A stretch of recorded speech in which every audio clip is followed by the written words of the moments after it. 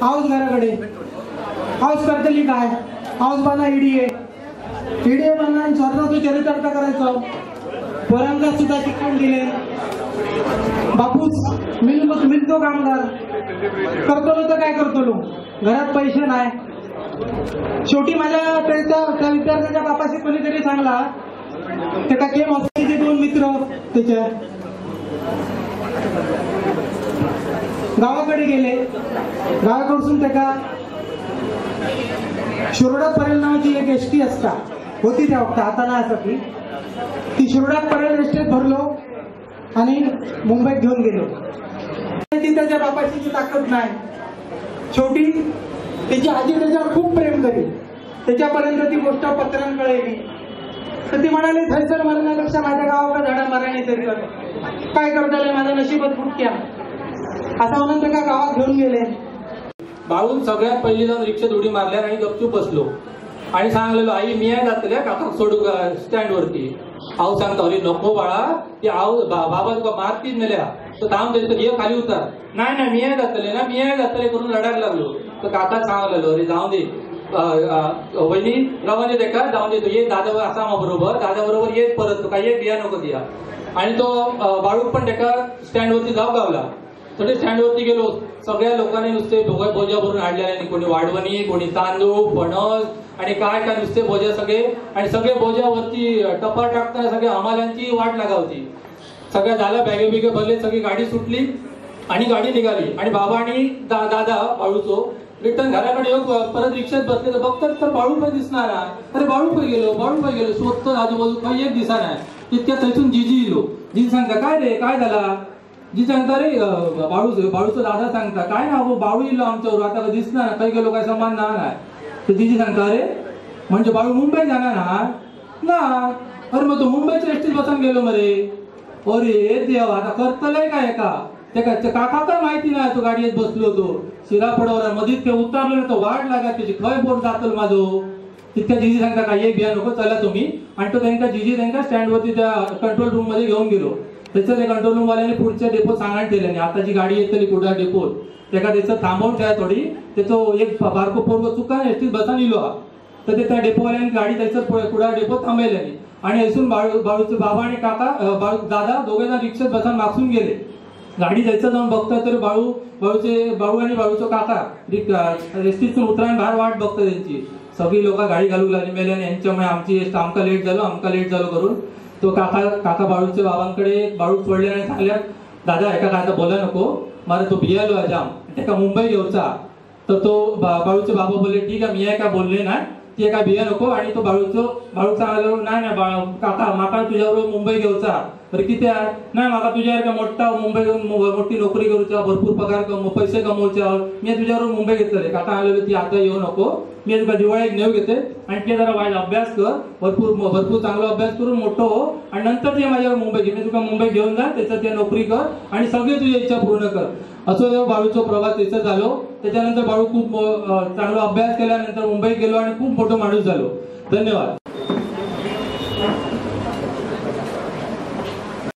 मालवणी प्रेमी सगळेच जण आपण मी आणि तुम्ही सगळेजण आपण मालवणी बोलीबद्दल प्रेम असलेले लोक आहोत आणि मी गजाल सादर करते सगळ्यांनी एसटी प्रवास सांगितला मी माझ्या लहानपणी सिंधिया चौगले स्टीमच्या बोटीतून जो प्रवास केला त्याबद्दल मी तुम्हाला सांगणार आहे आणि त्याच्यात भेटलेल्या एका व्यक्तीबद्दल सांगणार आहे बोटीतून प्रवास करत असताना सॉरी मालवणीतून बोलायचा विसर नाही घरात कोण मालवणी बोलणार नाही बोलायचं कोणाबरोबर त्यामुळे मग इसराक होता आता परत आठवण केलंय घरात कोण नाही बोलणार तर मी लहान आणि माझे 2 मोठे भाऊ असे आम्ही मुंबईत शाळेत होतो आमचे वडील मुंबईत होते मोठ्या बहिणी मुंबईत होत्या आणि आई आमची गावी असायची त्यामुळे वडील काय करीत आमच्या सुट्टी पडली की चौगुले स्टीमच्या बोटीत बसायत आणि भाऊच्या धक्क्यावर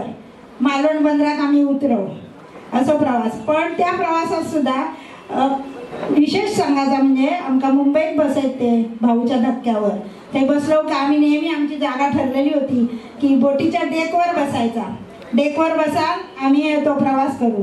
तर त्या प्रवासातलं वैशिष्ट्य म्हणजे हल्लीची मुलं हल्ली मॉलमध्ये जातात, मोठ्या मोठ्या हॉटेलमध्ये जातात. तर सिंधिया त्या चौगुलस्टीमच्या बोटीत त्यावेळी टेबल खुर्चीवर बसान स्वतः आपण बनवून काचेच्या बरणीतलं पाणी घेऊन चहा बनवून पिऊची असा, त्याच्याबरोबर बिस्किट आपण ठेवलेली, अशी मजा करीत आम्ही तो प्रवास करू.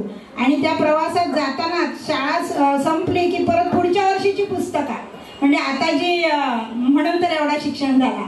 आता व्हेकेशन बॅच असताना ती आमची घरातच व्हेकेशन बॅच, त्यामुळे पुढच्या वर्षीची पुस्तकं घेऊन आम्ही जाऊ. आणि मग तो गोव्याचा वेटर ये आणि तो म्हणा काय कोणाक जेवण मिळा, व्हेज नॉन व्हेज सगळी जेवणा मिळत. आणि तो सांगा जेवणाचं ताट कसा, तर 2.5 रुपये आट्टाने. तर अजूनपर्यंत मला काय समजलं नाही, तो 3 रुपये न म्हणता 2.5 रुपये आट्टाने असं म्हणा. तेव्हा काय एक आठवता, तर 2.5 रुपये आठ्ठाने काय, तर कोणाला माहीत असत तर त्यांनी मला सांगायचं. आता तरी मी आता म्हातारा झाले तरी माहिती नाही की 2.5 रुपये आट्टाने ते लोक का म्हणत. आणि ती गोयची लोक होती आणि त्या गोयच्या लोकांमध्ये खूप अशी माणसं भेटत की विचारी तुम्ही 3 जण जातास काय. तर तो पण प्रश्न आता जो मोठा ऐरणीवरचा प्रश्न, खयची यदी लहान मुलगी आणि मोठी म्हातारी बाई सध्या खय एकट्यान प्रवास करू शकणार नाही.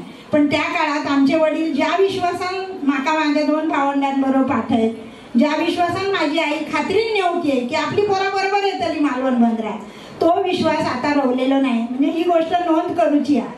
आणि माझी आई आमका नेवके मालवण बंदरात, ती सुद्धा कशी पडावात बसा, पडाव ये, कारण मालवण बंदरात ती बोट जाऊन हे नाही होय, मालवण बंदरात लागा नाही, टेका नाही बंदरात, तर ती लांब उभी राहा. मग सगळे लोक भराभर पडावासून ये आणि मग त्या बोटीवर चढत, मग उतरणारी उतरत, चढणारी चढत. आम्ही 3-3:30 वाजता आम्ही झोपलेली असायचो. पण बरोबर आमची आवशी आहे आमका उचली. आमचं एक जुवेल म्हणून मामा होतो, ती सुद्धा म्हणजे प्रादेशिकच गोष्ट. हा जुवेल म्हणजे तो आफ्रिकन होतो, पण तो आमचा मामा. कारण काय बंदरात असे जे लोक येऊन रवलेले असतात, काय लोक थयच रवान जातात, थयच रवतं. तशा बोटीने येणाऱ्या लोकांपैकी त्या जुवेलचे वडील होते आफ्रिकन आणि ते रवत मालवण बंदरात. आणि मालवण बंदरात रवल्यामुळे तो मग आमचा मामा झालेलो, कारण आमच्या आईचा माहेर मालवण गौंडीवाड्यातला होता.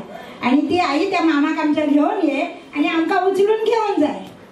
मग आम्ही मालवण बंदरात ते मंडप बांधलेलो असा, थंय उतरा. थंय उतरल्यानंतर पहिल्यांदा काय करायचं का, माशाचा जेवण आणलेला पहिला जेवायचा. 3:30, 4, 5 किती पण वाजा दे, पहिल्यांदा जेवायचा. जेवल्यानंतर एकच त्यावेळी अँबॅसेडर गाडी होती हळदणकरांची, पण मालवणातला असतात तर माहिती असा, टोपियाला हायस्कूलच्या समोर कॉर्नरला घर आहे त्यांचा हळदणकरांचा. तर ती अँबॅसेडर गाडी होती, त्या गाडीतून आम्ही सर्जेकोटाक जाऊ. सर्जेकोट बंदर आहे, परत त्या बारक्या होडीत बसून आम्ही तोंडवळी जा. त्यांना तोंडवळी माहिती आहे, त्यांना माहिती आहे 3 बाजूक आमच्या गावाच्या पाणी आहे, त्यामुळे आमका होडीशिवाय काय पर्याय नाही. तर त्याच्यातच बोटीत माका एक माणूस भेटलेलो आणि त्यांनी अनुभव सांगितला ना आपलो. तो सावंतवाडीचा होतो. तो शेवटी अनुभव सांगते मी. तो सावंतवाडीचा माणूस होतो. त्यांनी काय सांगितलं, आणि एक शेतकरी होतो सावंतवाडी, शेती करी. सकाळी आपलं जाऊन दुपार झाली तसं एका झाडाखाली तो बसलो आणि झाडाखाली बसल्या त्या झाड होता ओवळीचा, म्हणजे बकुळीची फुलं. ती त्याने हार केल्या, हार मोठं केल्या, आपलं करीत बसलो. तेवढ्यात ते का आवाज इलो टापांचो घोड्याच्या, टक टक टक टक करीत कोणतरी येतात. त्यावर तो उभं राहून बघू लागलो, कोण इला, तर प्रत्यक्ष राजा सावंतवाडीचे. त्याबरोबर तो उठान उभं राहिलो, हार घेतल्या आणि त्यांच्या गळ्यात घातल्या. त्यांनी त्या राजाने विचारल्याने, काय रे बाबा तुझी शेती बरी चालली आहे काय, तू बरं असंच काय, त्याची चौकशी केल्याने आणि अशीच शेती तू कर असं सांगल्याने. आणि ते राजा निघान गेले. आणि तो शेतकरी संध्याकाळी आपल्या घराकडे इलो, हातपाय धुल्यान, बायकोन चाय दिल्यान, खाऊ दिल्यान, पण हो काय बोला नाही. बायको म्हणत लागली, काय झाला, माझ्या रागावलास की काय, किती काय बोललास तुम्ही. मग तो म्हणत लागलो, तो कायच बोला नाही, अजिबात नाही. जेवलो आणि झोपलो. सकाळ कधी होता आणि लोकांका सांगते शेजाऱ्यांकासाठी का झाला. मग सकाळ झाली आणि ती गेली शेजाऱ्यांकडे सांगा की माझं भाऊ ना बोलणार नाही, हा काय झालं आता बघा. मग सगळी शेजाऱ्या जवळ गेली आणि बसली तर त्यांच्या लोट्यावर आणि ते काय विचारू लागली, बाबा काय झाला, बायकोवर रागावलंस, काय झालं, काय तुझा बोलणंच नाही की त्या. तर तो कायच बोला नाही. परत विचारतं, अरे बोलणंच नाही की त्या, बोलणंच नाही की त्या. बायको रडाक लागली, माझा काय चुकला काय, मी काय चुकलं, पोरा काय चुकली काय का सांगा, पण एकदा बोला. त्याबरोबर तो एकच शब्द बोललो, जा तोंड बापूसाहेबांना बोलला त्या तोंड तुझ्या वांगडा बोला. गावासून येलेले असत. शिवराम सुखी. कुडाळ गावनाळे गावचा असलं तरी माझा जन्म मुंबईत झालेला आणि मुंबईच्या गिरणी कामगारांचं मगाशी सातत्याने उल्लेख झालेलो असा, तर त्या गिरणी कामगारांका समर्पितच आजचा या संमेलन असा. आणि गिरणी कामगार ह्यो मुंबईचं कण होतो. स्वातंत्र्यपूर्व काळापासून ते नंतरच्या सगळे संयुक्त महाराष्ट्राचे आंदोलन असतील, नाविकांचा बंड असतात, त्या सगळ्या ह्याच्यात गिरणी कामगारांचा मोठा पुढाकार असो. आणि गिरणी कामगार एक महत्वाचं घटक होतो मुंबई शहराचं, अतिशय महत्वाचं घटक. तर त्या गिरणी कामगारांचीच एक गजाल मी आता तुमका सांगतोय. त्यापूर्वी 6व्या मालवणी बोली साहित्य संमेलनात तुम्हा सर्वांचं स्वागत करतं. माझं नाव शिवराम सुखी. तर ही गजाल असा गिरणी कामगाराची. गिरणी कामगाराचं बोलच झालो बुर्नस, तेव्हा बुर्नस म्हणत, बुर्नस काय बुर्नस, तर त्याचा बुर्नस झालो. मग आता पैसे येले, मग आता काहीतरी करू गोया. मग त्यांना काय केलं गिरणी कामगारां, स्वतः एक अंगठी बनवून घेतल्या चांगली घसघशीत 1 तोळ्याची. बायकोसाठी एक चपला घेतल्या सोनाराकडून बनवून. आणि चेडवा येलिंग घेतल्या. येलिंग म्हणजे काय माहित आहे तुमका? काय इयरिंग, कानातला इयरिंग घेतल्या. तर आता ह्या लोकांका दाखव गोया. तर कसा दाखवतो? तर मग तो कामगार नाही, पहिली बायल म्हणाली त्याची, दाखव गोया ना आता या सगळ्या वस्तू आपल्या केलेल्या. चेडवा अगो त्यांका बोलायचा. चेडवा त्यांका बोलायचा अशी मान हलवून सांगता. चेडवा त्यांका बोलायचा. लक्षात दिला ना? मग आता चेडू बाबानू तुमका आये बोलायचा, बाबानू तुमका आये बोलायचा, बाबानू तुमका आये बोलायचा. कानातले हल्ले समजलं ना? आता बापाशीची पाळी आली. बापूस कसं दाखवतो? जा येतय म्हणून सांग, जा येतय म्हणून सांग, जा येतय म्हणून सांग, जा येतय म्हणून सांग. सावंतवाडीवरून गजाल असा गणपतीचा आदर दिवस होतो. नवीनच मी 4-5 वर्ष झाली मुंबई गावात आणि गावात गेलं. आणि संध्याकाळचे जवळजवळ 7-8 वाजले आणि सगळे पोरगे होते, गजालगार होते की बालूजी काका त्यांच्याकडे नवीन गणपती ठेवचा. गणपती वगैरे सगळं आढळून झाला. फक्त घेऊन जाऊची तयारी फक्त करूची होती. बाकी सगळी तयारी झाली. गणपती घेऊन जाऊची फक्त पुढचं होती. सगळे पोरगे 4-5 पोरगे जमान आम्ही निघालो काकांच्या घराकडे. काकांच्या घर थोडावरती आपल्या नाईच्या वरती, म्हणजे थोडी ओढं असं त्याच्यावरती आम्ही सगळे चाललो. पाठसून आमचे 4-5 मित्र, नाव आता घेणे ना, तर आम्ही चलत गेलो वरती. जवळ 5-7 मिनिटावरती घर होतं त्यांचा. आणि ते हल्ली जिल्हे रवाक ते पहिले पुण्यात होते. हल्ली जिल्हे रवाच्या अटी इकडे गावात पहिले रिटायर झाले होते, आर्मीमध्ये होते. आणि आम्ही रात्रीचे जवळजवळ 8-8:30 झाले पोहोचापर्यंत घरापर्यंत त्यांच्या. आणि जशी आम्ही बाजूक त्यांच्या पूर्ण कुंपण होता, वय होती, वय आम्ही पाय म्हणजे हे करून आकांडो वळान तळे दावत त्यांच्याकडे. बाकी पुढचे सगळे गाववाले गेले. मी 4-5 वर्ष मुंबईत होतं. माझ्या रात्रीचा अंदाज नाही. मी आपलं चढलंय त्यांच्या वाटचून. ते पाय टाकतात तसे मी टाकतो. चढलं, आकांडो वळणलं, पुढे गेलं. हे पुढे बरोबर त्यांना अंदाज होतो कसं काय खडे कसून जाऊया, वाट कशी या, खडे खड्डा खडे काय या. बरोबर गेले. मी पाठसून चढलंय आपलो. हे पुढे गेले. गणपती घेऊन बरोबर जाणार पुढे गेलो. पाठसून मी माका दिसला तवसा, बॅटरी मारलं, दिसला तवसा. वाटला चला 4 वर्षांनी गावा गेला, काहीतरी गावता. गणपती घेऊन जातो पुढे. मी आता पाठसून गेलाय. पुढे दिसलो, म्हटलं असं जागा असा पाय टाकून जाऊ शकतं. गेलाय पुढे. पुढे गेलं, पुढे होतो डबर, माका दिसागणार, माका समोर तवसा दिसता, मी काय तवशाशिवाय अजूनकडे काय लक्ष नाही माझं. पुढे गेलं सरळ डबऱ्यात, फॉरवर्डात गेलो खय, मी पाठसून बघतोय आपलं, अरे बाबा कडे असाय तुम्ही, हे बॅटरी मारून आपले चाललेत, वसर एक चला. काकी तडसून बुतुरसून होती, त्यांना माहिती आहे पोरगी गणपती म्हणजे आवाटात पूर्ण खबर झाली की बाबा गणपती ठेवत राहत आपल्याकडे. काकी आपली येता म्हणता, ते होते पुण्यात राहणारे, गो म्हणता, आता नाव पण नाही केलं त्यांचं, म्हणता आरचे, आता आरचे नाव घेतलं, बाकी म्हणतात आरचे गणपती आला, राहणारे पुण्यात टोनच समजा, आरचे गणपती आला. मी आपलं म्हणतो अरे खडे काय चालला, मी अरे डबऱ्यात ते तडे वसरे म्हटलं काय रे खडे गणपती, म्हटलं माका डबऱ्यातून तरी येऊन दे. आणि हातात गावली का, ती पण होती ये दिशीच, आणि ती पण गावली माका कडू, म्हटलं मारा दे चला. हे माका आपले पाठसून म्हणतात खडे असंय खडे रे, म्हटलं असंय बाबा येतंय, अरे काय दिसणार ना, सावकाश वरती येत. गेले दोस्तोच पुढे चढलं, गणपती यांच्यानी ठेव मी पोचा काकाईला बाहेर गणपती घेतल्याने आम्ही बाहेर असं गेलो. फटाके लावचे असतात सांगायच्या आधी त्यांना, म्हणजे कळा देऊच्या अगोदर फटाके लावले आणि गेलो. पुढे गेलो तर अजून एकांचं घर होता, त्यांच्याकडे गणपती ठेव होता अजूनपर्यंत. आणि आमचे सगळे पोर होते ते इद्वान, आमच्याकडे होतो 2-3 ॲटम बॉम्ब, आम्ही घेऊन आपले तिथं गेलो. त्यांच्याकडे पण गणपती नाही, हैसर लायला फटाके यांना समजला यांच्याकडे गणपती येलो. पुढचे होते त्यांच्याकडे गणपती नाही होता अजून ठेवू. आम्ही गेलो आणि बॉम्ब लायलो. पण बॉम्ब लावता आमची एक अगरबत्ती होती आमच्याकडची, आम्ही तिथे लायलेली.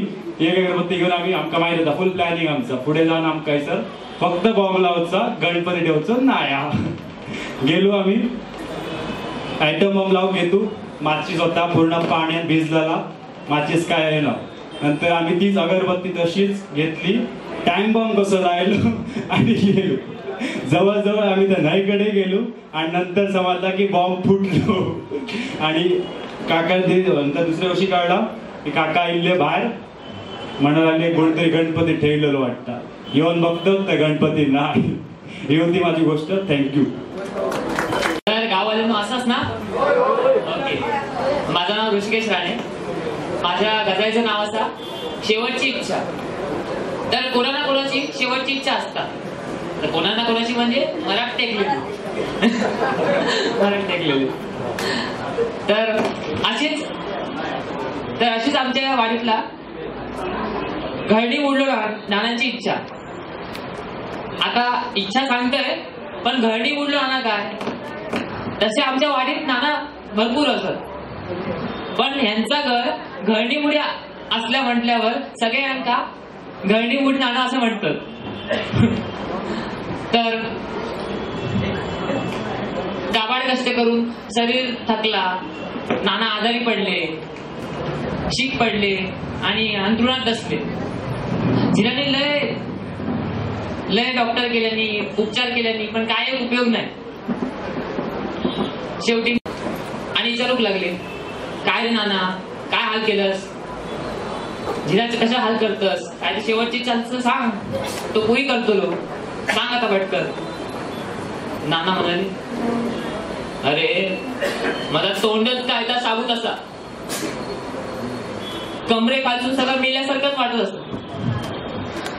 तर वारकरी म्हणाले, अरे नाना आता आम्ही सांगताव ना, सांग काय ती इच्छा शेवटची, तो तरी सुटतात.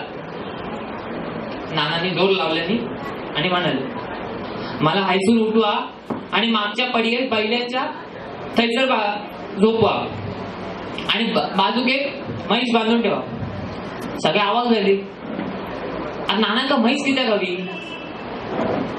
नाना सगळे म्हणाले, नाना खुयावलं की काय, असं कसं बोलता. वाटकरी म्हणाले, नाना काहीतरी दुसरा बोल, ह्या काय बाबत बोलतस. तर मग नाना म्हणाले, नाही माझी हीच इच्छा असा. तर त्यांचं जीव पण भडकलो. बोललो की तुमका पडयेत टाकतलंय, पण म्हैस कसं आणतलंय, मी म्हैस कसं आणतलंय आणि म्हैस किती करूया. तर भेटले काय कळत नव्हता. शेवटी मग नाना म्हणाले, वारकरी बोलूक लागले, नाना काहीतरी दुसरा मार.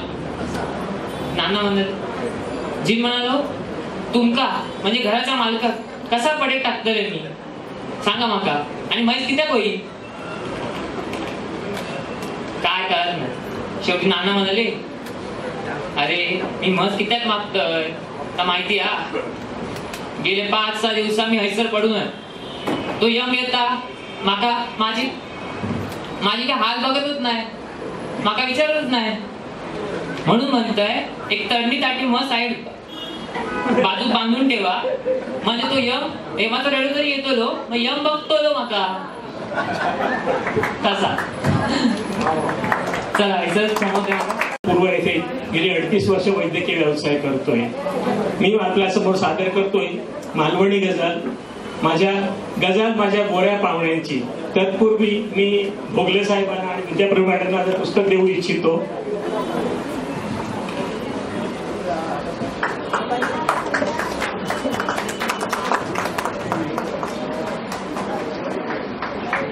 डॉक्टर श्रीकांत धारपवार अध्यक्षांना आपले पुस्तक मिळून साऱ्या जणी ही भेटवस्तू स्वरूप देत आहेत.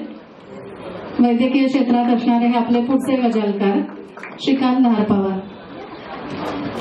बंधूंनो, गझल असा शनिवार दिनांक 3 फेब्रुवारी 4 ची मी आणि माझी बायको ठाणा रेल्वे स्टेशनवर मांडवी एक्सप्रेस मध्ये चढलो मात्र, आणि आमच्या सीटवर बसलेले 2 परदेशी पाहुणे दिसले. चहा पिताना मी त्यांना म्हटलंय, आय गॉट रिझर्वेशन. त्या दोघांपैकी एकाने आपला तिकीट काढला आणि म्हणाले, even we got the reservation.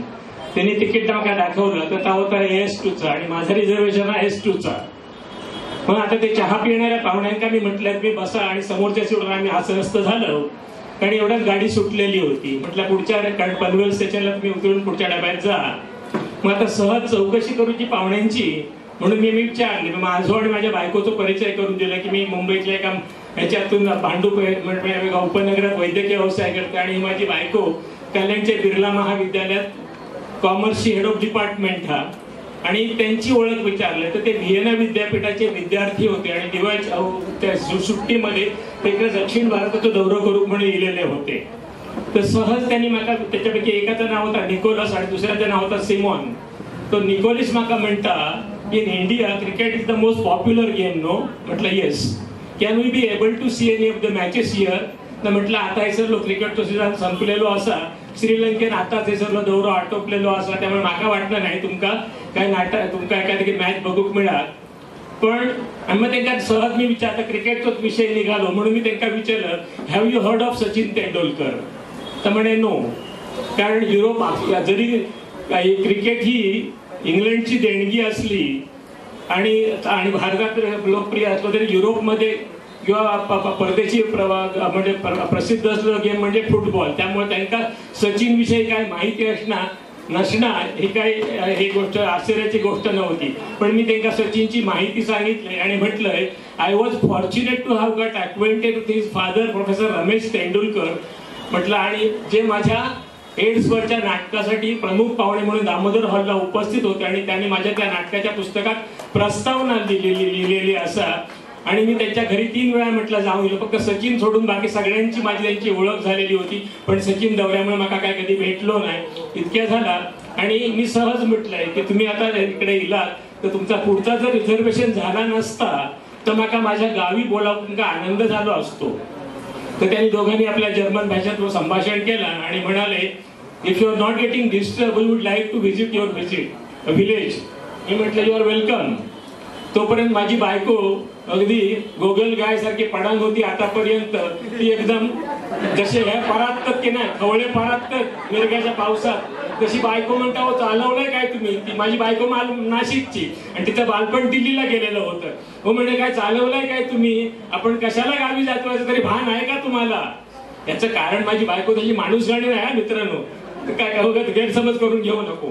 तर कारण आमची प्रॉब्लेम असं होतो की माझ्या वडिलांची धाकटी चुलती वय वर्ष 75 ती वारलेली होती आणि तिचा कार्य दुसऱ्या दिवशी आमच्या घरात होता. त्यामुळे ती म्हणते तुम्हाला भान तरी आहे की नाही आपण कशासाठी जातोय गावी. आता एवढ्याच झालं, एवढ्या टीसी लो, टीसीत मी तिकीट दाखवले त्यांनी आणि म्हटलं हे माझ्या परदेशी पाहुण्यांचा तिकीट एसीचा, तर म्हणे ह्या डब्यानंतर पॅन्ट्री कार आणि त्याच्यानंतर एसीचो डबो, तुम्ही त्यांना थंयसर जाऊ शकता. एवढ्याच झाल्यावर तरी पण त्यांना मी आता टीसी जाऊन गेलो एवढ्यात मी त्यांना बजावलंय, म्हटलं मी तुमका बोलावताच तुम्ही माझ्या घरी येता असं तुम्हाला आनंद असा, पण एक गोष्ट तुमका म्हाका सांगूची आहे की ज्या ठिकाणी तुमका नेतोय त्याच्या आजूबाजू 15-20 किलोमीटरवर खंयसर हॉटेल नाही, म्हणजे मालवण शिवाय आमका काही हॉटेल नाही किंवा दुसरा सिंधुदुर्ग ओरस शिवाय काही हॉटेल नाही, त्यामुळे तुमका माझ्याच घरी राहायचा लागत. आणि दुसरी गोष्ट अशी की आम्ही सुतकात असल्यामुळे तुमका मी मांसाहारी जेवण देऊ शकणार नाही. येथून whatever you eat we will eat म्हणून माझ्या पाहुण्यांनी सांगितलं आणि नंतर मी त्यांना डब्यात त्यांच्या एसीच्या डब्यात पोहोचवून दिलंय. आणि जसो मी येतोय डब्यात त्याबरोबर माझ्या सहप्रवाशांनी माझ्यावर म्हणतात, काय हो साहेब पाहुण्यांका घरात घेऊन चाललात की काय? आता म्हटलं पाहुण्यांका घरात जेव घेवा म्हणून सरवणकारांका मी सांगलंय, याचा अर्थ काय सरवणकार जेव ताटार बसायचे असं अपेक्षित नसतं ना, शिष्टाचार म्हणून मी त्यांना बोललोय. तसं म्हटलं आता येऊ तयार झालं त्यांना मी नको कसं म्हणतलोय आणि झालं. आणि ते इल्याबरोबर कोण सांगता त्यांना कोंबडी वडे करून घाला, कोण सांगता त्यांना घावणे करून घाला, कोण सांगता काजूची दारू घाला. मी आपल्या सगळ्यांच्या सूचना ऐकलंय आणि म्हटलं होय होय तुमचाच म्हणणं बरोबर, तुमचा म्हणणं बरोबर. मी आपलं आणि मी बायकोक सांगले, म्हटलं तू काय काळजी करू नको, मीच ते का मेनू सुचवले, डाळ भात बटाट्याची भाजी आणि रसातले घावणे करूया. आणि ह्यो मेनू त्यांनी आपल्या आयुष्यात आजवर 5 स्टार हॉटेलमध्ये खाल्लेलो नसतो आणि याच्या पुढे कधी खाऊचे नाही, त्यामुळे तू त्यांची काय काळजी करू नको. आणि मी लगेच माझे चुलत चुलते जिजी जे थेसर मुंबईतून रिटायर होऊन गेलेले, आई वडील माझे वाढलेले होते, माझ्या घराची चावी त्यांच्याकडे असायची. जिजींका फोन केलाय, म्हटलं 2 परदेशी पाहुण्यांका घेऊन मी गुळवणाक येत होय, माझं घर जरा साफ करून ठेवा आणि 200 तांदूळ गिरणीवरून दळून हाडा घावण्यासाठी. आणि जसे कणकवली स्टेशनवर गेल्यावर त्यांच्या डब्यात मी परत गेलोय. माझ्याबरोबर एक आमचं उत्साहित सहप्रवासी होते, ते पण माझ्याबरोबर गेले त्यांना भेटाक वगैरे. आणि त्यांना सांगितलंय पुढच्या स्टेशनला आपण उतरायचं असा. उरस स्टेशनला त्यांना उतरून घेतलंय मी आणि गोळवणची एक रिक्षा बोलावली, बायकोक पाठवले, तू म्हटला परस्पर घराकडे जा. तिने जे काही वस्तू बघा घेऊन सांगितले ते कट्ट्याच्या बाजारात घेतलंय मी त्यांच्याबरोबर थैसर. आणि त्याच्यामध्ये बंगाली खाजा, दुधाची पिशवी, आणखी त्यांनी काय जे काय सांगितले ते वस्तू घेतलंय आणि गोळवणात घेऊन गेलोय. जसे घराकडे गेलो तशी आमची जिजीने पाळलेली कुत्री होती सुंदरा नावाची, ती आमची कुत्री आम्ही मुंबईतून कधी गेलो का अंगावर उड्या घेऊन आमचं स्वागत करी. पण तिचं एक वैशिष्ट्य असा होता की आमच्या शेजारात माझ्या चुलत भावाच्या मुलाचं एक रिक्षा टेम्पो रिक्षा चालवी, त्याच्याकडे गावातली येणारी जी भाडी असते त्यांची हिंमत नाही आमच्या दाराकडे येण्याची, कारण त्यांच्या अंगात त्यांना भंडावून सोडी अगदी फुकान. पण माझ्या ह्या परदेशी पाहुण्यांचं स्वागत तिनं अगदी निमूटपणे केलंय. मला आश्चर्य वाटतं की माझ्या अंगावर उडी मारून त्यांनी माझं स्वागत केलं ती गोष्ट वेगळी, पण त्या परदेशी पाहुण्यांका, गोऱ्या पाहुण्यांका, कधी गावातल्यांका भुंकणारा तर आमचा सुंदरा काय त्यांना भोगला नाही.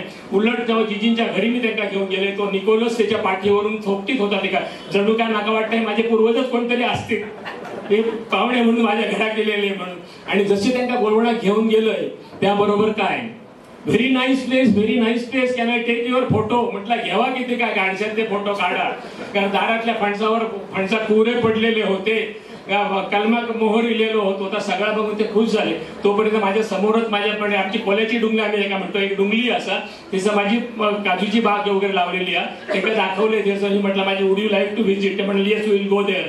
तिकडे गेले, त्यांनी मोहर वगैरे हुंगून बिंगून घेतल्याने बघितल्याने आणि इले.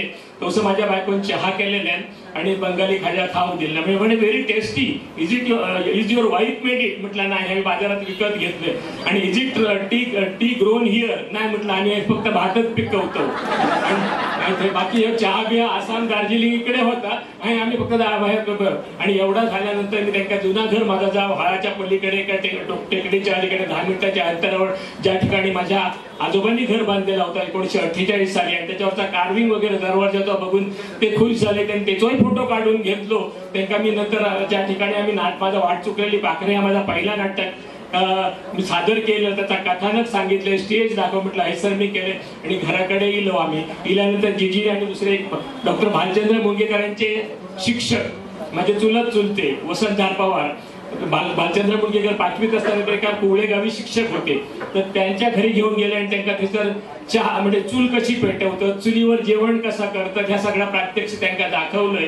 आणि नंतर तेवढ्यात काय झालं, सकाळी माझा चुलत भाऊजींचा मुलगा संजय जो इकडे मुंबईत रात्र कोकण कन्यान गेलेलो होतो, तो म्हणता भाई हे पाहुणे कधी नाही येणार आहे आपल्याकडे आणि त्यांना डाळ भात काय घालतलो, म्हणून त्यांनी गावातून एक गावठी कोंबो घेऊन दिलो आणि त्या वसंत नारबाव गुरुजींकडे कोंबडो शिजवून दिलो. माझ्या बायकोन जिरा राईस केल्यान, नंतर घावणे दुसऱ्या एका शेजारणीकडे करूक दिलो आणि आम्ही पहिल्याच्या घराकडून त्यांना घेऊन दिलं ही सर.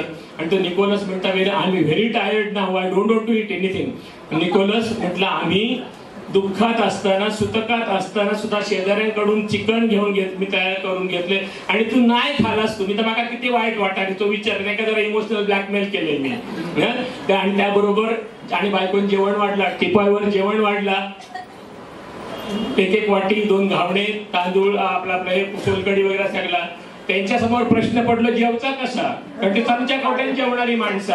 आता माझ्याकडे हे डायनिंग टेबल ना, माझ्या घरातच कोण नाही राहणार, माझं घर बंद असतं दोन्ही महिने, दोन एक महिन्यातून आम्ही आपल्या एका दिवसासाठी जाऊन येतो, अशी आमची परिस्थिती सध्याची आहे. हाऊ टू इट मग त्यांना दाखवलंय, म्हटलं असा मोडायचो जो गावणो, असो खायचो, चमचो दिलेलो त्याच्यातून तुम्ही सूप पिता तसा रस्सो प्या वगैरे. आणि त्यांना मी विचारलंय, म्हटलं इजंट इट स्पायसी, म्हटलं तिखट नाही ना झाला रे बाबानू. तर म्हणता तो निकोलस म्हणता thank God I was hesitant to have this food, I would have this delicious food. आणि त्या पाहुण्यांनी 4 घावणे 2 वाटी चिकन प्रत्येकी, भात कांदो मागान सोलकडी बिलकडी सगळा पस्त केल्यानी. आणि त्यांना आता मी मागल्या त्यांची झोपाची व्यवस्था केलेलं आहे, म्हटलं तुम्ही आता हे झोपा मी जेवतोय आणि तुमच्या बरोबर येतोय. आणि नंतर मी जेवलोय आणि त्याच्यावर जाऊन झोपत झोपल्यावर सकाळी उठल्यानंतर माझ्या बायकोन कांदे पोहे आणि चहा त्यांना दिलो. तो चुलत भाऊ जो ज्याच्याकडे टेम्पोर आहे त्याच्या बायकोन धोंडस केलेल्या, ते धोंडस दिल्या. आणि पहिल्याच्या घराकडे मी जेव्हा घेऊन गेलो, आमचा तो काका ज्याची आई वारलेली त्यांनी त्याच्यासाठी कोल्ड्रिंक वगैरे आणलेलाच होता. आणि तो सकाळी इलो आणि म्हटलं का माडावर जाऊन 2 शाळी काढून आणले काका, मी ते काय सांगतोय. तर नंतर we want to see coconut tree. मग त्यांची उत्सुकता एका व्हाळावर घेऊन गेले.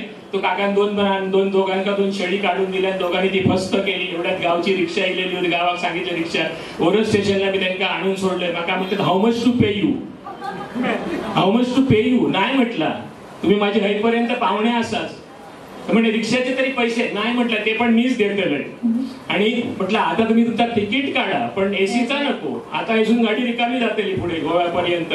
आणि त्या पाहुणे जशी 15-1 मिनिटांनी गाडी येली, त्या पोरांनी मला मिठी मारली. त्या मिठीतच माझा सगळा त्या ह्या ट्रिपचा जो खर्च जो काही विचार केलेला तो घराने बघा आनंद मिळालो. आता त्याच्यानंतर मी त्या कोरसून गोळवणा केलंय. आमच्या आधीचा कार्य झाल्यानंतर संध्याकाळच्या गाडीन मी परतत होतोय, लक्झरी बसने परतत असताना माझ्या डोक्यात नंतर वेगळेच विचार वाढणार, अरे जर आपण परदेशी पाहुण्यांका सॅटिस्फाय करू शकतो तर आपण पर्यटन व्यवसाय का सुरू करू नये.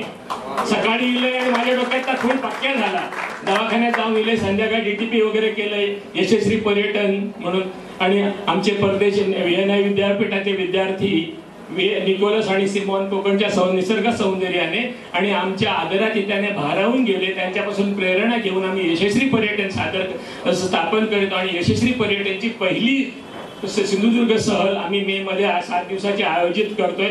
खर्च फक्त 2,500 रुपये. पत्रक काढलं आणि दुसऱ्या दिवशी जॉन्सन गार्डनला मी फिरायला गेलो. 2 मिनिटं फक्त ठीक आहे. त्याच्या बापाची जी ताकद नाही, शेवटी त्याची आजी त्याच्यावर खूप प्रेम करी, त्याच्यापर्यंत ती गोष्ट पत्रान कळली. तर ती म्हणाली थैसर मरण्यापेक्षा माझ्या गावाला झाडा मारणे तरी काय करता, माझा नशीबच फुटक्या असा म्हणून त्या गावात घेऊन गेले. बाळून सगळ्यात पहिली जाऊन रिक्षेत उडी मारल्यावर आणि गपचूप बसलो आणि सांगलेलो आई मी आहे जातल्या काका सोडू स्टँड वरती. आऊ सांगता अरे नको बाळा, ती आऊ बाबा तुका मारतीच नेल्या तर थांब द्यायचं, ये खाली उतर. नाही मी आहे जातले ना, मी आहे जातले करून रडायला लागलो. तर काका सांगलेलो अरे जाऊन दे वहिनी रवाने दे का जाऊन देतो, ये दादा असा बरोबर, दादा बरोबर येत परत तुका ये बिया नको दिया. आणि तो बाळू पण त्याका स्टँड वरती जाऊ गावला. थोडे स्टँड वरती गेलो, सगळ्या लोकांनी नुसते बोजा भरून आणले, कोणी वाढवणी, कोणी तांदूळ, फणस आणि काय काय नुसते बोजा सगळे. आणि सगळे बोजावरती टपा टाकता सगळ्या हमाल्यांची वाट लागावती. सगळ्या झाल्या बॅगे बिगे भरले, सगळी गाडी सुटली आणि गाडी निघाली. आणि बाबा आणि दादा बाळूचो रिटर्न घराकडे येऊन परत रिक्षात बसले तर बघतात तर बाळू पण दिसणार आहे. अरे बाळू पण गेलो शोधतो आजूबाजू काही एक दिसा नाही. तितक्या थंयसून जीजी येलो. जीजी सांगता काय रे काय झाला. जी सांगता रे बाळूचो दादा सांगता काय ना बाळू येलो आमच्यावर आता दिसणार काही गेलो काय समान नाही. तर जीजी सांगता अरे म्हणजे बाळू मुंबई जाणार ना. अरे मग तो मुंबईच्या एसटीत बसून गेलो मरे. अरे देव आता करतलंय काय का त्या काका तर माहिती नाही तो गाडीत बसलो होतो शिरापडावर मधीत ते उतरलो तो वाट लागा त्याची खय बोट जातलो माझो. तितक्या जीजी सांगता काय एक बिया नको चला तुम्ही. आणि तो त्यांना जीजी त्यांना स्टँडवरती त्या कंट्रोल रूम मध्ये घेऊन गेलो. त्याचं ते कंट्रोल रूम वाल्याने पुढच्या डेपोत सांगायला ठेवल्याने आता जी गाडी येतली पुढ्या डेपोत त्याका त्याचं थांबवून ठेवा थोडी. त्याचो एक बारको पोरगो चुका एसटीत बसा निलो तर ते त्या डेपोवाल्याने गाडी त्याचं पुढ्या डेपोत थांबवल्याने. आणि ऐसून बाळूचे बाबा आणि काका दादा दोघे जण रिक्षात बसून मागसून गेले. गाडी जायचं जाऊन बघतात तर बाळू आणि बाळूचा काका एसटीतून उतरायला बाहेर वाट बघतात त्यांची. सगळी लोक गाडी घालू लागली मेल्याने यांच्यामुळे आमची एसटी आमका लेट झालो करून तो काका बाळूच्या बाबांकडे बाळू सोडले आणि सांगल्या दादा एका काय बोला नको मला तो भियालो आहे जाम एका मुंबई घेऊचा. तर तो बाळूचे बाबा बोलले ठीक आहे मी काय बोलले नाही ती एका भिया नको. आणि तो बाळू सांगायला नाही काका माका तुझ्याबरोबर मुंबई घेऊचा. तर किती आहे नाही माका तुझ्यावर मोठा मुंबई मोठी नोकरी करूचा भरपूर पगार पैसे कमवच्या मी तुझ्याबरोबर मुंबई घेतले. काका आलेलो ती आता येऊ नको मी तुका दिवाळीत नेऊ घेते आणि ते जरा वाईट अभ्यास कर भरपूर चांगला अभ्यास करून मोठं हो आणि नंतर ते माझ्यावर मुंबई घे मी तुका मुंबई घेऊन जा त्याचं ते नोकरी कर आणि सगळे तुझी इच्छा पूर्ण कर. असं बाळूचा प्रवास त्याचा झालो. त्याच्यानंतर बाळू खूप चांगला अभ्यास केल्यानंतर मुंबईत गेलो आणि खूप मोठं माणूस झालो. धन्यवाद. असलेले मालवणी प्रेमी सगळेच जण आपण मी आणि तुम्ही सगळेजण आपण मालवणी बोलीबद्दल प्रेम असलेले लोक आहोत. आणि मी गजाल सादर करते. सगळ्यांनी एसटी प्रवास सांगितला. मी माझ्या लहानपणी सिंधिया चौगुले स्टीमच्या बोटीतून जो प्रवास केला त्याबद्दल मी तुम्हाला सांगणार आहे आणि त्याच्यात भेटलेल्या एका व्यक्तीबद्दल सांगणार आहे. बोटीतून प्रवास करत असताना मालवणीतून बोलायचा विसर नाही. घरात कोण मालवणी बोलणार नाही बोलायचं कोणाबरोबर त्यामुळे मग इसराक होता. आता परत आठवण केलंय. घरात कोण नाही बोलणार. तर मी लहान आणि माझे 2 मोठे भाऊ असे आम्ही मुंबईत शाळेत होतो. आमचे वडील मुंबईत होते मोठ्या बहिणी मुंबईत होत्या आणि आई आमची गावी असायची. त्यामुळे वडील काय करीत आमका सुट्टी पडली की चौगुले स्टीमच्या बोटीत बसायत आणि भाऊच्या धक्क्यावर मालवण बंदरात आम्ही उतरवू असं प्रवास. पण त्या प्रवासात सुद्धा विशेष सांगायचं म्हणजे आमका मुंबईत बसायत ते भाऊच्या धक्क्यावर. ते बसलो का आम्ही नेहमी आमची जागा ठरलेली होती की बोटीच्या डेकवर बसायचा. डेकवर बसाल आम्ही तो प्रवास करू. तर त्या प्रवासातलं वैशिष्ट्य म्हणजे हल्लीची मुलं हल्ली मॉलमध्ये जातात मोठ्या मोठ्या हॉटेलमध्ये जातात. तर सिंधिया त्या चौगुले स्टीमच्या बोटीत त्यावेळी टेबल खुर्चीवर बसान स्वतः आपण बनवून काचेच्या बरणीतलं पाणी घेऊन चहा बनवून पिऊची असा त्याच्याबरोबर बिस्किट आपण ठेवलेली अशी मजा करीत आम्ही तो प्रवास करू. आणि त्या प्रवासात जाताना शाळा संपली की परत पुढच्या वर्षीची पुस्तकं म्हणजे आता जी म्हणून तर एवढा शिक्षण झाला. आता व्हेकेशन बॅच असताना ती आमची घरातच व्हेकेशन बॅच. त्यामुळे पुढच्या वर्षीची पुस्तकं घेऊन आम्ही जाऊ आणि मग तो गोव्याचा वेटर ये आणि तो म्हणा काय कोणाक जेवण मिळा व्हेज नॉन व्हेज सगळी जेवणा मिळत आणि तो सांगा जेवणाचं ताट कसा तर 2.5 रुपये आट्टाने. तर अजूनपर्यंत मला काय समजलं नाही. तो 3 रुपये न म्हणता 2.5 रुपये आट्टाने असं म्हणा. तेव्हा काय एक आठवता तर 2.5 रुपये आट्टाने काय तर कोणाक माहीत असत तर त्यांनी मला सांगायचं. आता तरी मी आता म्हातारा झाले तरी माहिती नाही की 2.5 रुपये आट्टाने ते लोक का म्हणत. आणि ती गोयची लोक होती आणि त्या गोयच्या लोकांमध्ये खूप अशी माणसं भेटत की विचारी तुम्ही 3 जण जातास काय. तर तो पण प्रश्न आता जो मोठा ऐरणीवरचा प्रश्न खयची यदी लहान मुलगी मोठी म्हातारी बाई सध्या खय एकट्यान प्रवास करू शकणार नाही. पण त्या काळात आमचे वडील ज्या विश्वासान माका माझ्या 2 भावंडांबरोबर पाठवत ज्या विश्वासान माझी आई खात्रीने नेवते की आपली पोरा बरोबर येतली मालवण बंदरात तो विश्वास आता रवलेलो नाही. म्हणजे ही गोष्ट नोंद करूची आहे. आणि माझी आई आमका नेवके मालवण बंदरात ती सुद्धा कशी पडावात बसा पडाव ये कारण मालवण बंदरात ती बोट जाऊन हे नाही होय मालवण बंदरात लागा नाही टेका नाही बंदरात तर ती लांब उभी राहा, मग सगळे लोक भराभर पडावाचून ये आणि मग त्या बोटीवर चढत, मग उतरणारी उतरत, चढणारी चढत. आम्ही 3-3:30 वाजता आम्ही झोपलेली असायचो. पण बरोबर आमची आवशी आहे आमका उचली. आमचं एक जुवेल म्हणून मामा होतो, ती सुद्धा म्हणजे प्रादेशिकच गोष्ट. हा जुवेल म्हणजे तो आफ्रिकन होतो, पण तो आमचा मामा. कारण काय, बंदरात असे जे लोक येऊन राहिलेले असतात, काय लोक थंयच राहून जातात, थंयच राहतं. तशा बोटीने येणाऱ्या लोकांपैकी त्या जुवेलचे वडील होते आफ्रिकन, आणि ते राहत मालवण बंदरात. आणि मालवण बंदरात राहिल्यामुळे तो मग आमचा मामा झालेलो, कारण आमच्या आईचा माहेर मालवण गौंडीवाड्यातला होता. आणि ती आई त्या मामाक आमच्या घेऊन ये आणि आमका उचलून घेऊन जाय. मग आम्ही मालवण बंदरात मंडप बांधलेलो असा, थंय उतरा. थंय उतरल्यानंतर पहिल्यांदा काय करायचं का, माशाचा जेवण आणलेला पहिला जेवायचा. 3:30, 4, 5 किती पण वाजाले, पहिल्यांदा जेवायचा. जेवल्यानंतर एकच त्यावेळी अँबॅसेडर गाडी होती हळदणकरांची, पण मालवणातला असतात तर माहिती असा, टोपिवाला हायस्कूलच्या समोर कॉर्नरला घर आहे त्यांचा हळदणकरांचा. तर ती अँबॅसेडर गाडी होती, त्या गाडीतून आम्ही सर्जेकोटाक जाऊ. सर्जेकोट बंदर आहे, परत त्या बारक्या होडीत बसून आम्ही तोंडवळे जा. ज्यांका तोंडवळी माहिती आहे त्यांना माहिती आहे, 3 बाजूक आमच्या गावाच्या पाणी आहे, त्यामुळे आमका होडीशिवाय काय पर्याय नाही. तर त्याच्यातच बोटीत माका एक माणूस भेटलेलो आणि त्यांनी अनुभव सांगितला ना आपलो. तो सावंतवाडीचा होतो. तो शेवटी अनुभव सांगते मी.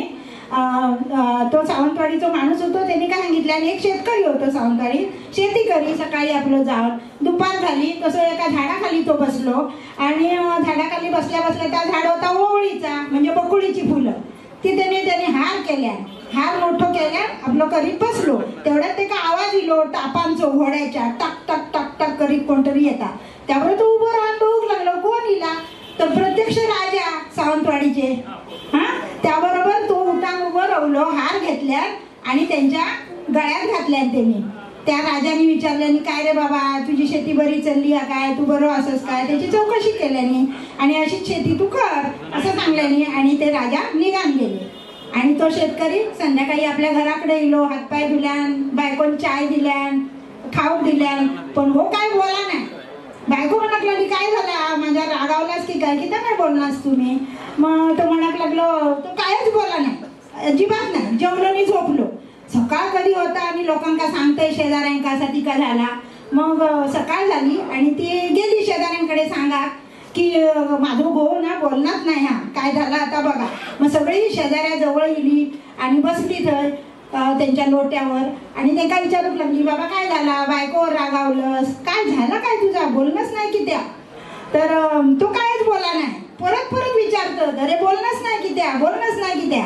बायको रडाक लागली, माझा काय चुकला काय, मी काय चुकलं, पोरा काय चुकली काय का सांगा, पण एकदा बोला.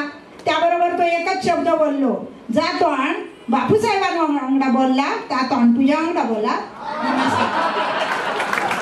गावातून निघालेले असत. शिवराम सुकी.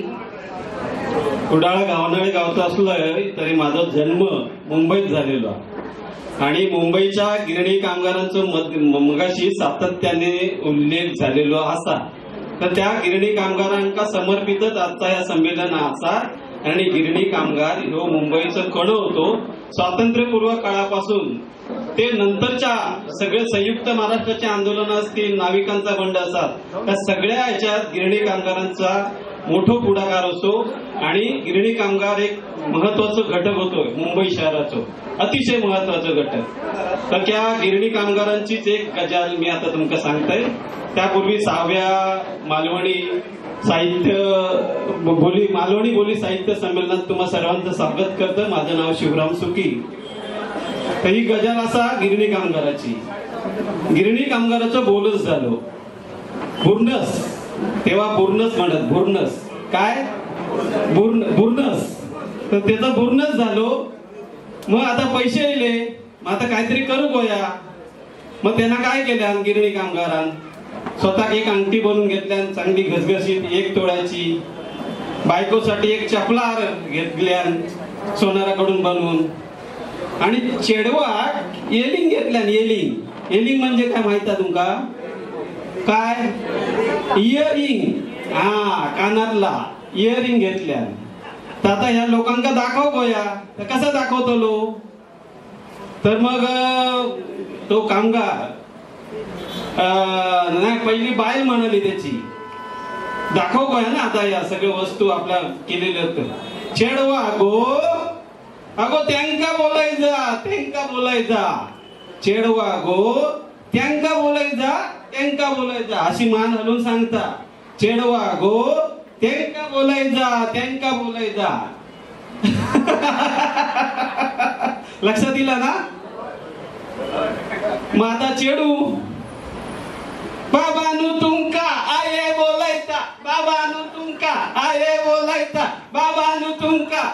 बोलायचा कानातले हल्लय समजलं ना. आता बापाशीची पाळी येली. बापूस कसं दाखवतो. जा येतय म्हणून सांग.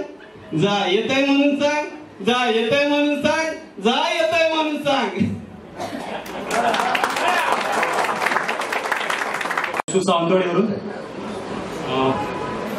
गजाल असा गणपतीचा आदर दिवस होतो. नवीनच मी 4-5 वर्ष झाली मुंबई ग्रामीण आणि गावात गेलं आणि संध्याकाळचे जवळजवळ 7-8 वाजले आणि सगळे पोरगे होते, गजालकर होते की बाजूचे काका त्यांच्याकडे नवीन गणपती ठेवचा गणपती वगैरे सगळं आढळून झाला. फक्त घेऊन जाऊची तयारी फक्त करूची होती. बाकी सगळी तयारी झाली. गणपती घेऊन जाऊची फक्त पुढचं होती. सगळे पोरगे 4-5 पोरगे जमान आम्ही निघालो काकांच्या घराकडे. काकांचं घर थोडा वरती आपल्या नाईच्या वरती म्हणजे थोडी ओढा असतं त्याच्या वरती. आम्ही सगळे चाललो पाठसून आमचे 4-5 मित्र नाव आता घेणे ना. तर आम्ही चलत गेलो वरती. जवळ 5-7 मिनिटावरती घर होतं त्यांचा. आणि ते हल्ली जिल्हे रवाब ते पहिले पुण्यात होते. हल्ली जिल्हे रवाच्या अटी इकडे गावात पहिले रिटायर झाले होते, आर्मीमध्ये होते. आणि आम्ही रात्रीचे जवळजवळ 8-8:30 झाले पोहोचापर्यंत घरापर्यंत त्यांच्या. आणि जशी आम्ही बाजूक त्यांच्या पूर्ण कुंपण होता, वय होती.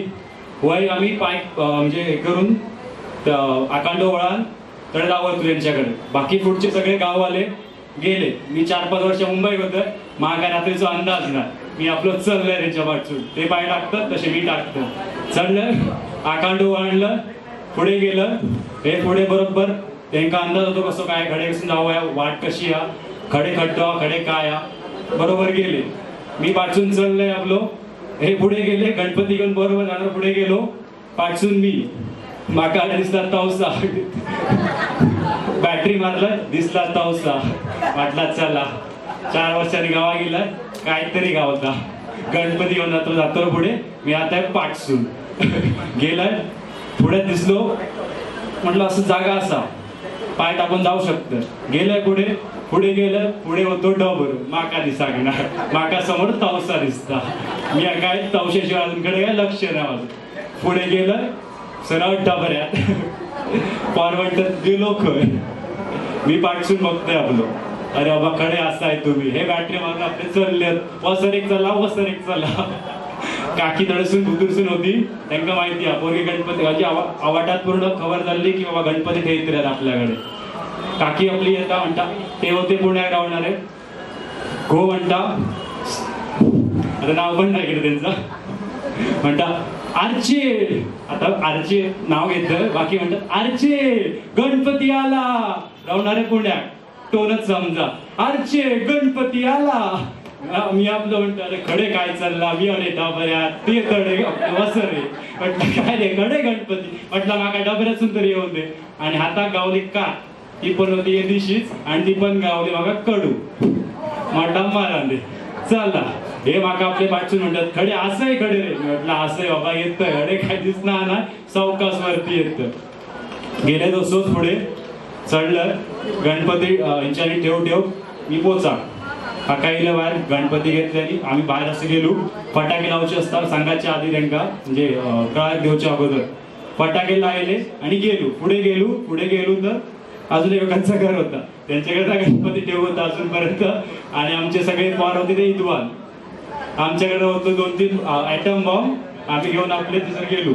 त्यांच्याकडे पण गणपती नाही. हैसर लायला फटाके समाजला यांच्याकडे गणपती येलो. पुढचे होते त्यांच्याकडे गणपती नाही होता अजून ठेवू. आम्ही गेलो आणि बॉम्ब लायलो पण बॉम्ब लावता आमची एक अगरबत्ती होती आमच्याकडची, आम्ही तिथे लायलेली. एक अगरबत्ती घेऊन आम्ही आमका माहित होता फुल प्लॅनिंग आमचा पुढे जाऊन आमका सर फक्त बॉम्ब लावचा गणपती ठेवचो नाया. गेलो आम्ही आयटम बॉम्ब लावून घेतो. माचीस होता पूर्ण पाण्यात भिजलेला, माचीस काय ना. नंतर आम्ही तीच अगरबत्ती तशीच घेतली, टाइम बॉम्ब कसं राहिलो आणि गेलो. जवळजवळ आम्ही त्या नाईकडे गेलो आणि नंतर समजला की बॉम्ब फुटलो. आणि काका नंतर दुसऱ्या वर्षी कळला की काका इल्ले बाहेर म्हणा लागले कोणतरी गणपती ठेवलेलो वाटतं. येऊन बघतो तर गणपती नाही. ही होती माझी गोष्ट. थँक्यू. तर गाववाल्यांनो असंच ना. ओके, माझं नाव ऋषिकेश राणे. माझ्या गजाचं नाव असा शेवटची इच्छा. तर कोणा कोणाची शेवटची इच्छा असतात. तर कोणा कोणाची म्हणजे मराठ टेकलेली. तर अशीच आमच्या वाडीतला घरणी उडलो नानांची इच्छा. आता इच्छा सांगतोय पण घरणी उडलो नाना काय. तसे आमच्या वाडीत नाना भरपूर असत, पण ह्यांचा घर घरणी असल्या म्हटल्यावर सगळ्यांका घरणी उड नाना असं म्हणतात. तर काबाड कष्ट करून शरीर थकला, नाना आजारी पडले, शीक पडले आणि अंथरुणात बसले. जिल्ह्याने लय डॉक्टर केल्यानी उपचार केल्यानी पण काय उपयोग नाही. शेवटी आणि विचारूक लागले, काय रे नाना काय हाल केलंस, जिल्ह्याचे कशा हाल करतस, काय ते शेवटची इच्छा सांग, तो पुरी करतो लो, सांग आता पटकन. नाना म्हणाले, अरे माझा तोंडच काय तर साबूत असा, कमरे खालून सगळं मेल्यासारखंच वाटत असत. तर वारकरी म्हणाले, अरे नाना आता आम्ही सांगताव ना, सांग काय ती इच्छा शेवटची, तो तरी सुटात. नानांनी जोर लावल्यानी आणि म्हणाले, मला हायसून उठवा आणि मागच्या पडीत बैलाच्या थैसर झोपवा आणि बाजूक एक म्हैस बांधून ठेवा. सगळे आवाज झाले. आणि नाना का म्हैस किती हवी. नाना सगळे म्हणाले, नाना खुयावलं की काय, असं कसं बोलता. वारकरी म्हणाले, नाना काहीतरी दुसरा बोल, ह्या काय बोलतस. तर मग नाना म्हणाले, नाही माझी हीच इच्छा असा. तर त्यांचं जीव पण भडकलो. बोललो की तुमका पडयेत टाकतलंय, पण म्हैस कसं आणतलंय मी, म्हैस कसं आणतलंय आणि म्हैस किती करूया. तर नाना हट्टाक भेटले, काय कळत नव्हता.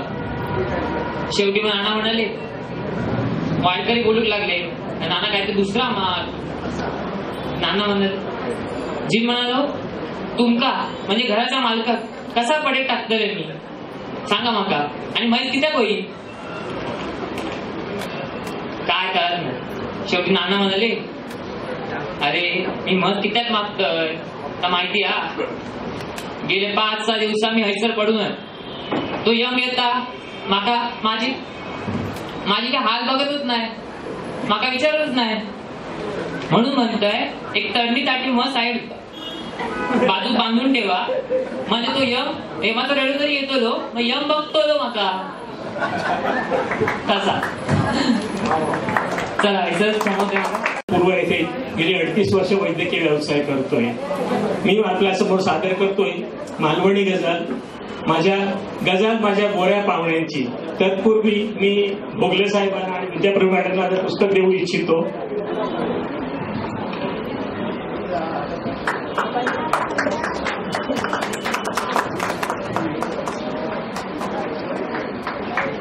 डॉक्टर श्रीकांत धारपवार अध्यक्षांना आपले पुस्तक मिळून साऱ्या जणी ही भेटवस्तू स्वरूप देत आहेत. वैद्यकीय क्षेत्रात असणारे हे आपले पुढचे गझलकार श्रीकांत धारपवार.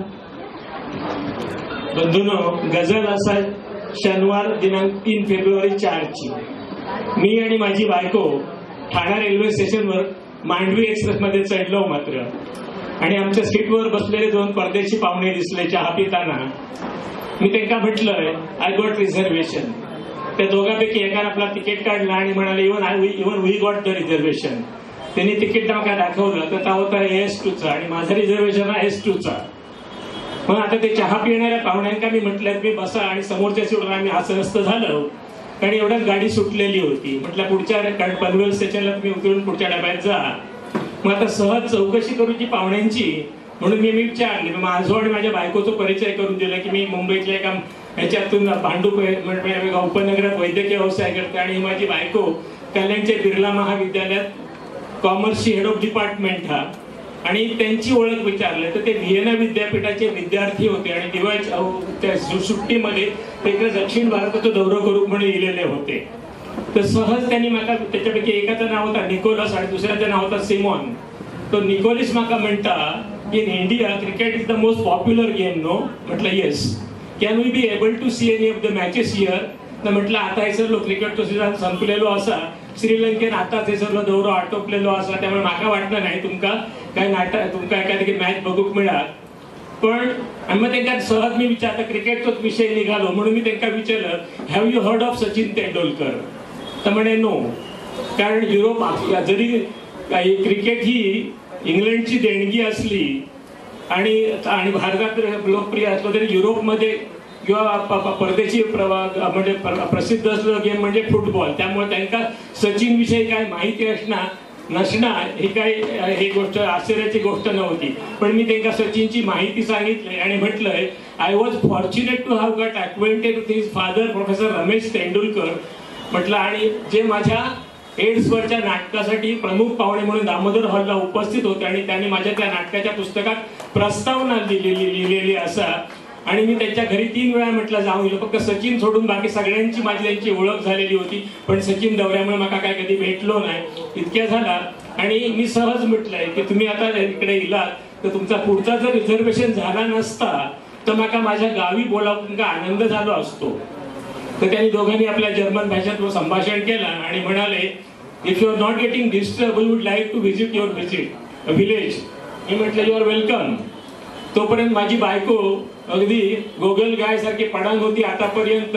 ती एकदम जसे ह्या परातत की नाही खवळे परातत मिरगाच्या पावसात तशी बायको म्हणता हो चालवलंय काय तुम्ही. ती माझी बायको नाशिकची आणि तिचं बालपण दिल्लीला गेलेलं होतं. हो म्हणजे काय चालवलंय काय तुम्ही. आपण कशाला गावी जातो याचं तरी भान आहे का तुम्हाला.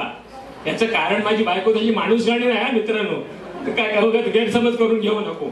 तर कारण आमची प्रॉब्लेम असं होतो की माझ्या वडिलांची धाकटी चुलती वय वर्ष 75 ती वारलेली होती आणि तिचा कार्य दुसऱ्या दिवशी आमच्या घरात होता. त्यामुळे ती म्हणते तुम्हाला भान तरी आहे की नाही आपण कशासाठी जातोय गावी. आता एवढ्याच झालं एवढ्या टीसीत मी तिकीट दाखवले त्यांनी आणि म्हटलं माझ्या परदेशी पाहुण्यांचा तिकीट एसीचा. तर म्हणे ह्या डब्यानंतर पॅन्ट्री कार आणि त्याच्यानंतर एसीचा डबा तुम्ही त्यांना जाऊ शकता. एवढ्याच झाल्यावर तरी पण त्यांना मी आता टीसी जाऊन गेलो एवढ्यात मी त्यांना बजावलंय. म्हटलं मी तुमका बोलावताच तुम्ही माझ्या घरी येत असं तुम्हाला आनंद असा. पण एक गोष्ट तुमका मला सांगूची आहे की ज्या ठिकाणी मी तुमका नेतोय त्याच्या आजूबाजू 15-20 किलोमीटरवर खचर हॉटेल नाही. म्हणजे मालवण शिवाय आमका काही हॉटेल नाही किंवा दुसरा सिंधुदुर्ग ओरस शिवाय काही हॉटेल नाही. त्यामुळे तुमका माझ्याच घरी राहायचा लागत. आणि दुसरी गोष्ट अशी की आम्ही सुतकात असल्यामुळे तुमका मी मांसाहारी जेवण देऊ शकणार नाही. येथून whatever you eat we will eat म्हणून माझ्या पाहुण्यांनी सांगितलं. आणि नंतर मी त्यांना डब्यात त्यांच्या एसीच्या डब्यात पोहोचवून दिलंय. आणि जसं मी येतोय डब्यात त्याबरोबर माझ्या सहप्रवाशाने माझ्यावर म्हणतात काय हो साहेब पाहुण्यांका घरात घेऊन चाललात की काय. आता म्हटलं पाहुण्यांका घरात जेव घेवा म्हणून सर्वण करायला मी सांगलंय. याचा अर्थ काय सर्वण काय जेव ताटार बसायच्या असं अपेक्षित नसतं ना. शिष्टाचार म्हणून मी त्यांना बोललोय. तसं म्हटलं आता येऊ तयार झालं त्यांना मी नको कसं म्हणतोय आणि झालं. आणि ते इल्याबरोबर कोण सांगतं त्यांना कोंबडी वडे करून घाला, कोण सांगतं त्यांना घावणे करून घाला, कोण सांगतं काजूची दारू घाला. मी आपल्या सगळ्यांच्या सूचना ऐकलंय आणि म्हटलं होय होय तुमचाच म्हणणं बरोबर तुमचा म्हणणं बरोबर. मी आपलं आणि मी बायकोक सांगले म्हटलं तू काय काळजी करू नको. मीच ते काय मेनू सुचवले डाळ भात बटाट्याची भाजी आणि रसातले घावणे करूया. आणि ह्यो मेनू त्यांनी आपल्या आयुष्यात आजवर 5 स्टार हॉटेलमध्ये खाल्लेलो नसतो आणि याच्या पुढे कधी खाऊचे नाही. त्यामुळे त्यांची काय काळजी करू नको. आणि मी लगेच माझे चुलत चुलते जिजी जे फेसर मुंबईतून रिटायर होऊन गेलेले आई वडील माझे वाढलेले होते. माझ्या घराची चावी त्यांच्याकडे असायची. जिजींका फोन केले, म्हटलं 2 परदेशी पाहुण्यांका घेऊन मी गुळवणाक येत हय, माझं घर जरा साफ करून ठेवा आणि 200 तांदूळ गिरणीवरून दळून हाडा घावण्यासाठी. आणि जसे कणकवली स्टेशनवर गेल्यावर त्यांच्या डब्यात मी परत गेलोय. माझ्याबरोबर एक आमचं उत्साहित सहप्रवासी होते, ते पण माझ्याबरोबर गेले त्यांना भेटाक वगैरे. आणि त्यांना सांगितले पुढच्या स्टेशनला आपणाक उतरायचं असा. उरस स्टेशनला त्यांना उतरून घेतलंय मी आणि गोळवणची एक रिक्षा बोलावलेला बायकोक पाठवले. तू म्हटला परस्पर घराकडे जा. तिने जे काही वस्तू बघा घेऊन सांगितले ते कट्ट्याच्या बाजारात घेतलंय मी त्यांच्याबरोबर थैसर. आणि त्याच्यामध्ये बंगाली खाजा, दुधाची पिशवी, आणखी त्यांनी काय जे काय सांगितले ते वस्तू घेतलंय आणि गोळवणात घेऊन गेलोय. जसे घराकडे गेलो तशी आमची जिजीने पाळलेली कुत्री होती सुंदरा नावाची. ती आमची कुत्री आम्ही मुंबईतून कधी गेलो का अंगावर उड्या घेऊन आमचं स्वागत करी. पण तिचं एक वैशिष्ट्य असा होता की आमच्या शेजारा माझ्या चुलत भावाच्या मुलाचं एक रिक्षा टेम्पो रिक्षा चालवी. त्याच्याकडे गावातली येणारी जी भाडी असते त्यांची हिंमत नाही आमच्या दाराकडे येण्याची, कारण त्यांच्या अंगात त्यांना भंडावून सोडी अगदी फुकान. पण माझ्या ह्या परदेशी पाहुण्यांचं स्वागत तिनं अगदी निमूटपणे केलंय. मला आश्चर्य वाटतं की माझ्या अंगावर उडी मारून त्यांनी माझं स्वागत केलं ती गोष्ट वेगळी. पण त्या परदेशी पाहुण्यांका, गोऱ्या पाहुण्यांका, कधी गावातल्यांका भुंकणारा तर आमचा सुंदरा काय त्यांना भोगला नाही. उलट जेव्हा जिजींच्या घरी मी त्यांना घेऊन गेले तो निकोलस त्याच्या पाठीवरून थोपटीत होता. ते का जणू काय नाका वाटतंय माझे पूर्वजच कोणतरी असतील ते पाहुणे म्हणून माझ्या घरात गेलेले म्हणून. आणि जसे त्यांना गोळवणात घेऊन गेलोय त्याबरोबर काय very nice place can I take your photo. म्हटलं घ्यावा किती काय गाडशात ते फोटो काढा. कारण दारातल्या फणसा कुरे पडलेले होते, कलमाक मोहर लिहिलेलो होतो. आता सगळा बघून ते खुश झाले. तोपर्यंत माझ्या समोरच माझ्याकडे आमची कोल्याची डुंगली आम्ही एका म्हणतो एक डुंगली असा तिचं माझी काजूची बाग वगैरे लावलेली आहे. तिकडे दाखवले त्याचं म्हटलं माझी would you like to visit. ते म्हणले येस विल गो देअर. तिकडे गेले त्यांनी मोहर वगैरे हुंगून बिंगून घेतले आणि बघितल्याने आणि इले तसं माझ्या बायकोन चहा केलेल्या आणि बंगाली खाजा खाऊन दिल्या. म्हणजे म्हणे very tasty. Is your wife made it. म्हटलं नाही आम्ही बाजारात विकत घेतले. आणि is it T grown here. नाही म्हटलं आम्ही फक्त भातच पिकवतो. बाकी चहा बिया आसाम दार्जिलिंग इकडे होता आणि आम्ही फक्त बाहेर. आणि एवढा झाल्यानंतर मी त्यांना जुना घर माझा जाव हाळाच्या पलीकडे एका टेकडीच्या अलीकडे 10 मिनिटाच्या अंतरावर ज्या ठिकाणी माझ्या आजोबांनी घर बांधलेला होता 1948 साली आणि त्याच्यावरचा कार्विंग वगैरे दरवाजाचा बघून ते खुश झाले. त्यांनी त्याचाही फोटो काढून घेतलो. त्यांना मी नंतर ज्या ठिकाणी आम्ही माझा वाट चुकलेली पाखरे हा माझा पहिला नाटक मी सादर केलं, त्याचा कथानक सांगितलं, स्टेज दाखव म्हटलं हे सर मी केले. आणि घराकडे गेलो आम्ही. गेल्यानंतर जिजी आणि दुसरे डॉक्टर भालचंद्र मुंगेकरांचे शिक्षक माझे चुलत चुलते वसंत पवार. भालचंद्र मुंगेकर 5वीत असताना ते एका कोवळे गावी शिक्षक होते. तर त्यांच्या घरी घेऊन गेले आणि त्यांना तिथं चहा म्हणजे चूल कशी पेटवतं, चुलीवर जेवण कसं करतं ह्या सगळ्या प्रात्यक्षिक त्यांना दाखवलंय. आणि नंतर तेवढ्यात काय झालं सकाळी माझा चुलत भाऊ जिजींचा मुलगा संजय जो इकडे मुंबईत रात्र कोकण कन्यान गेलेलो होतो तो म्हणता भाई हे पाहुणे कधी नाही येणार आहे आपल्याकडे आणि त्यांना डाळ भात काय घालतलो म्हणून त्यांनी गावातून एक गावठी कोंबो घेऊन दिलो आणि त्या वसंत गुरुजींकडे कोंबडो शिजवून दिलो. माझ्या बायकोन जिरा राईस केल्या. नंतर घावणे दुसऱ्या एका शेजारणीकडे करूक दिलो आणि आम्ही पहिल्याच्या घराकडून त्यांना घेऊन दिलं हे सर. आणि तो निकोलस म्हणता आम्ही very tired now I don't want to eat anything. Nicholas म्हटलं आम्ही दुःखात असताना सुतकात असताना सुद्धा शेजाऱ्यांकडून चिकन घेऊन मी तयार करून घेतले आणि तू नाही खालास तुम्ही तर मला किती वाईट वाटाली तो विचार नाही का जरा इमोशनल ब्लॅकमेल केले मी. आणि त्याबरोबर आणि बायकोन जेवण वाढला, टिपायवर जेवण वाढला, एक वाटी 2 घावणे तांदूळ आपला सोलकडी वगैरे सगळा. त्यांच्या समोर प्रश्न पडलो जेवचा कसा, कारण ते चमच्या कवट्याने जेवणारी माणसं. आता माझ्याकडे डायनिंग टेबल ना माझ्या घरातच कोण नाही राहणार, माझं घर बंद असतं. दोन्ही महिने दोन एक महिन्यातून आम्ही आपल्या एका दिवसासाठी जाऊन येतो अशी आमची परिस्थिती सध्याची आहे. हाऊ टू इट मग त्यांना दाखवलंय म्हटलं असा मोडायचो जो गावणो असो खायचो चमचो दिलेलो त्याच्यातून तुम्ही सूप पिता तसा रस्सो प्या वगैरे. आणि त्यांना मी विचारलंय म्हटलं इजंट इट स्पायसी. म्हटलं तिखट नाही ना झाला रे बाबानू. तर म्हणता तो निकोलस म्हणता thank God I was hesitant to have this food. I would have missed delicious food. आणि त्या पाहुण्यांनी 4 घावणे 2 वाटी चिकन प्रत्येकी भात कांदो मागान सोलकडी बिलकडी सगळा पस्त केल्याने. आणि त्यांना आता मी मागल्या त्यांची झोपाची व्यवस्था केलेलं आहे. म्हटलं तुम्ही आता झोपा मी जेवतोय आणि तुमच्या बरोबर येत आहे. आणि नंतर मी जेवलोय आणि त्याच्यावर झोपत झोपल्यावर सकाळी उठल्यानंतर माझ्या बायकोन कांदे पोहे आणि चहा त्यांना दिलो. तो चुलत भाऊ जो ज्याच्याकडे टेम्पोर त्याच्या बायकोन धोंडस केलेल्या ते धोंडस दिल्या. आणि पहिल्याच्या घराकडे मी जेव्हा घेऊन गेलो आमचा तो काका ज्याची आई वारलेली त्यांनी त्याच्यासाठी कोल्ड्रिंक वगैरे आणलेलाच होता. आणि तो सकाळी इलोड म्हटलं का माडावर जाऊन 2 शाळी काढून आणले काका मी ते काय सांगतोय तर नंतर we want to see coconut tree. मग त्यांची उत्सुकता एका व्हाळावर घेऊन गेले. तो काकाने दोघांका 2 शेळी काढून दिल्या. दोघांनी ती फस्त केली. एवढ्यात गावची रिक्षा येलेली होती. गावात सांगितलं रिक्षा ओरल स्टेशनला मी त्यांना आणून सोडले. काका म्हणतात how much to pay you, how much to pay you. नाही म्हटलं तुम्ही माझ्या घरीपर्यंत पाहुणे असाच म्हणजे रिक्षाचे तरी पैसे नाही म्हटलं ते पण मीच देतलोय. आणि म्हटलं आता तुम्ही तुमचा तिकीट काढा पण एसीचा नको. आता इथून गाडी रिकामी जाते पुढे गोव्यापर्यंत. आणि त्या पाहुणे जशी 15-1 मिनिटांनी गाडी येली त्या पोरांनी मला मिठी मारली. त्या मिठीतच माझा सगळा त्या ह्या ट्रिपचा जो खर्च जो काही विचार केलेला तो घराने का आनंद मिळाला. आता त्याच्यानंतर मी त्या कोरसून गोळवणा केलंय. आमच्या आधीचा कार्य झालाय तर संध्याकाळच्या गाडीत मी परतत होतोय. लक्झरी बसने परतत असताना माझ्या डोक्यात नंतर वेगळेच विचार वाढणार. अरे जर आपण परदेशी पाहुण्यांका सॅटिस्फाय करू शकतो तर आपण पर्यटन व्यवसाय का सुरू करू नये. सकाळी इले आणि माझ्या डोक्यात खूप पक्क्या झाला.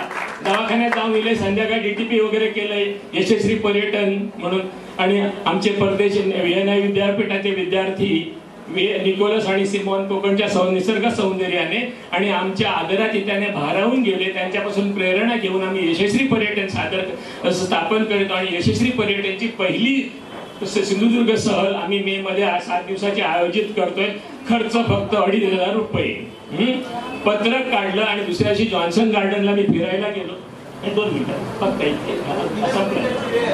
ठीक आहे आणि पत्रक काढलं. आणि त्यानंतर मला संध्याकाळी एका सरदारजींचा फोन आला. डॉक्टर आम्ही सिंधुदुर्ग पर्यटनला येऊ इच्छितो. आणि त्या 24 जणांचा ग्रुप घेऊन मी सिंधुदुर्ग पर्यटनला घेऊन गेलो. माझ्या घरीच त्यांना वास्तव्य दिलं. आंबोलीला मी पर्यटकांना घेऊन गेलो. त्यावेळी तिथे एक कुटुंब मी माझ्या पर्यटकांना सगळे सिंधुदुर्गाचा इतिहास भूगोल सगळा मी अभ्यास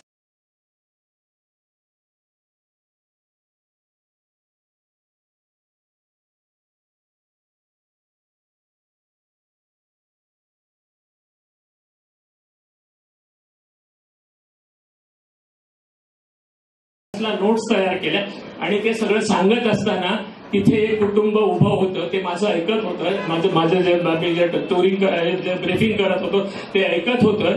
आणि त्यातले एक ग्रस्त पुढे आल्यानंतर माझं सेपरेट ब्रीफिंग संपल्यानंतर आणि कार्ड दिलं. मी एका मुंबई महानगरपालिकेचा नगरसेवक आहे आणि एका शाळेचा प्रिन्सिपल. ती व्यक्ती आता इथे होते मुंबईचे महापौर विश्वनाथ महाडेश्वर. त्यांचा माझ्याकडे फोटो आहे ब्रीफिंग करतानाचा. अर्थात ती सहल मला चारण्याची कोंबडी आणि बारण्याचा मसाला ठरली पण मला एक वेगळाच आनंद देऊन गेली. आज मला सांगायला अभिमान वाटतो की माझा आज रिसॉर्ट पार्टनरशिप मध्ये तारकर्ली बीचवर आहे. धन्यवाद मित्रांनो. आयोजकांनी मला संधी दिल्याबद्दल मी सर्वांचा आभारी आणि आपलाही आभार.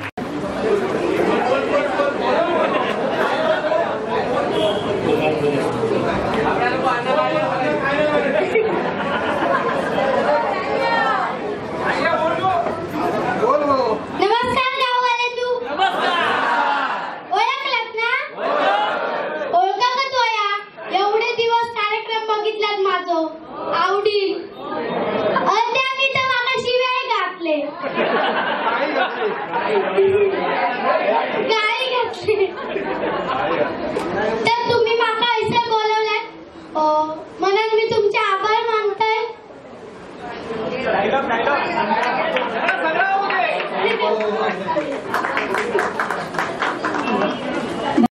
आमच्या गावात एक आबलो नावाचा माणूस होतो.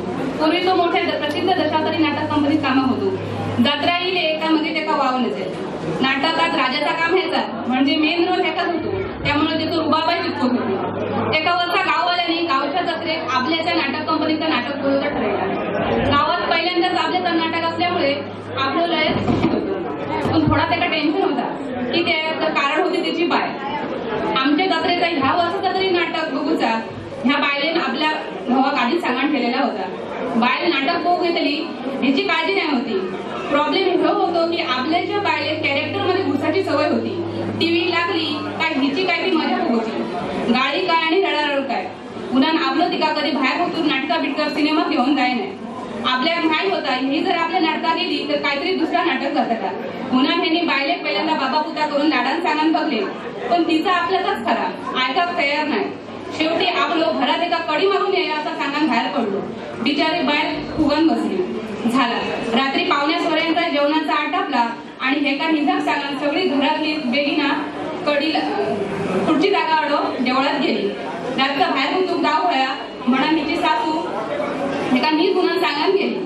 हे निस्ते उन्हान सांगल्यान आणि हसरून घातल्यान आणि सगळी गेली तशी पटापट जाऊची तयारी केल्यान. बरी शेवतीची पाती माळल्यान, अंगात स्वेटर घातल्यान आणि घरातल्यांच्या दिसा नये म्हणून झिलमाणसाचो मफलर तोंडात गुंडाळून देवळात जाऊन गेली. आपल्याचं नाटक बघून गावातली सगळी म्हातारी पतारी जमली. झाडून नाटकं गजर झाली. चिकार गर्दी होती.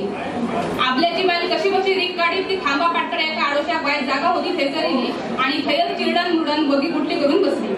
निघतोच सांगातून नाईट मोडलो करून गेलो. आता राजाची एंट्री होऊची होती. राजाची म्हणजे आपल्याची एंट्री झाली तशी आवडातल्या लोकांनी पुकारे घालून सुरुवात केली. आपल्याची बायल खुश. हडे आपलं पद म्हणता म्हणता बायल खय दिसता काय हडेकडे नजर मारूक लागलो. बायल खय दिसाक नाही म्हटलं त्यांनी जरा श्वास घेतलो. थोड्या वेळात नटी इली आणि व रंगात येऊन पद गावक लागलो. सुंदर तापून झोपून नऊवारीसाठी नेसलेली नटी बघून आपल्याची बायल मनातल्या मनात धडक लागली. थोड्या वेळात ती नटी राजा खेटाक लागली आणि दोघांचं नाच सुरू झालं. पोरात जोरात शिट्टी मारूक लागली.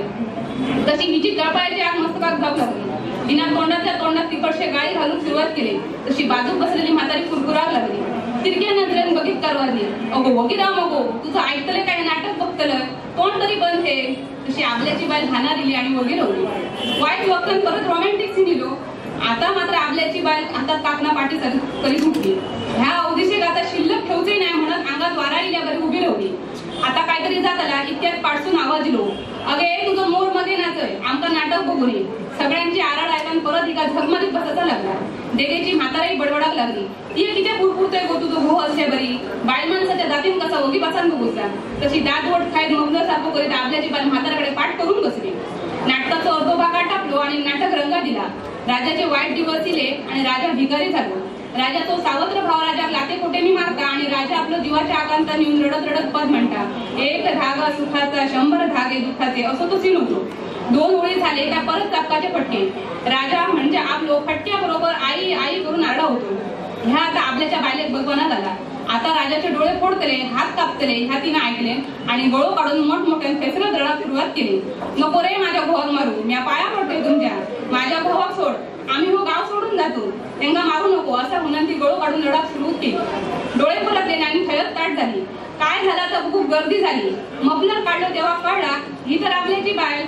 कानो लावून शुद्धी हाडल्यानी आणि सोमती हिची कुठली रिक्षेत घालून घरात पोस्टी केल्यानी.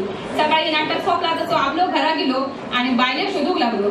बायल त्याका बघून तोंडात मारल्या बरी वगैरे रवली आणि बायलेक बघून आपल्यान मात्र बरा नाटक केले म्हणत कपाळात हात मारलो. थैसून कानात खडो. आपल्याच्या बायलेन केव्हाच जात्रेच्या नाटकात जाऊची हिंमत अजून त्याच्यात करूक नाही आणि आपल्यान मात्र केव्हा गावात नाटक करूक नाही.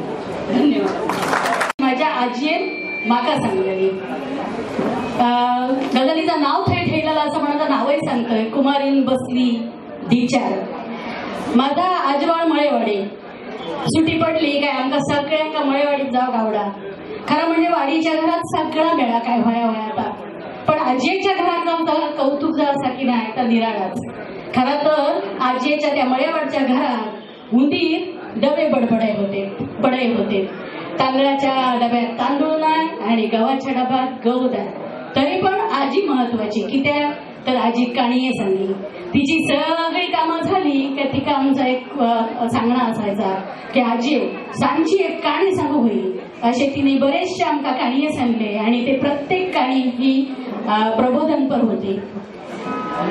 पोरांनो ऐका मी काणी तुमका सांगतोय पण या सगळ्या काणीमध्ये जो जो मी तुमका एक विचार दिलासय तो तुमच्या जीवनात तुम्ही समोर हाडू होयो. आजही आमका आमच्या आजीची आठवण येतात. एक होतो राजा. त्या राजाचा लगीनच जाऊ नाही होता. राजा सिंधुदुर्ग जिल्ह्यातला होतो हा. त्यामुळे तो मालवणी बाला बोला. राजाचा लगीन ठरता ठराना कोणच त्या राजात काय पर देईना. जरासो भोळो बाबडो काळो सावळो असो राजा आमचो. शेवटी राजा कंटाळलो आणि एक दिवस ह्यो राजा आपल्या टीचर म्हणजे सज्जार जाऊन बसलो. सज्जर बसलो तर खालते बघता जर तर थैसर कुमारनी जे कुंभारी मराठीत कुंभारणी मडके इकूक घेऊन जाय होते बाजारात. ते मडके असे सगळे मानग्याक लायलेले बांधलेले मडके बघून राजा एकदम खुश झालो. कसं काय जमता ह्या एकाच मानग्याक असे 10-20 मडके लावून.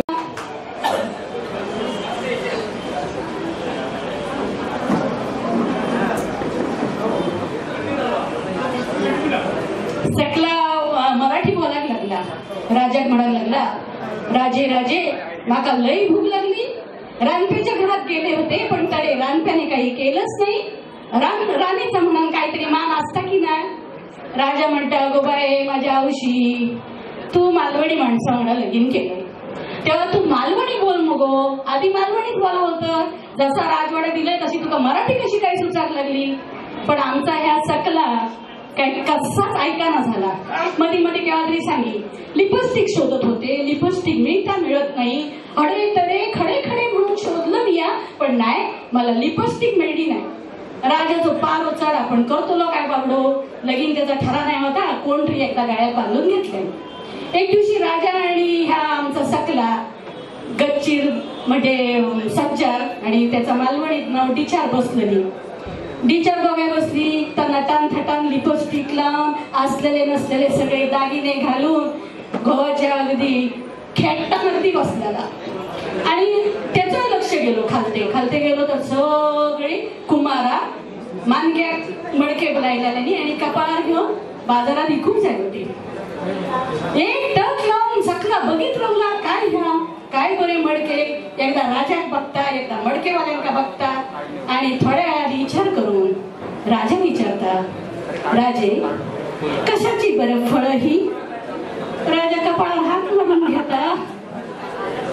राजा म्हणता, माका विचारतय कशाची फळा काय म्हणा. बुद्धी काय तुझी भ्रष्ट झाली काय गो.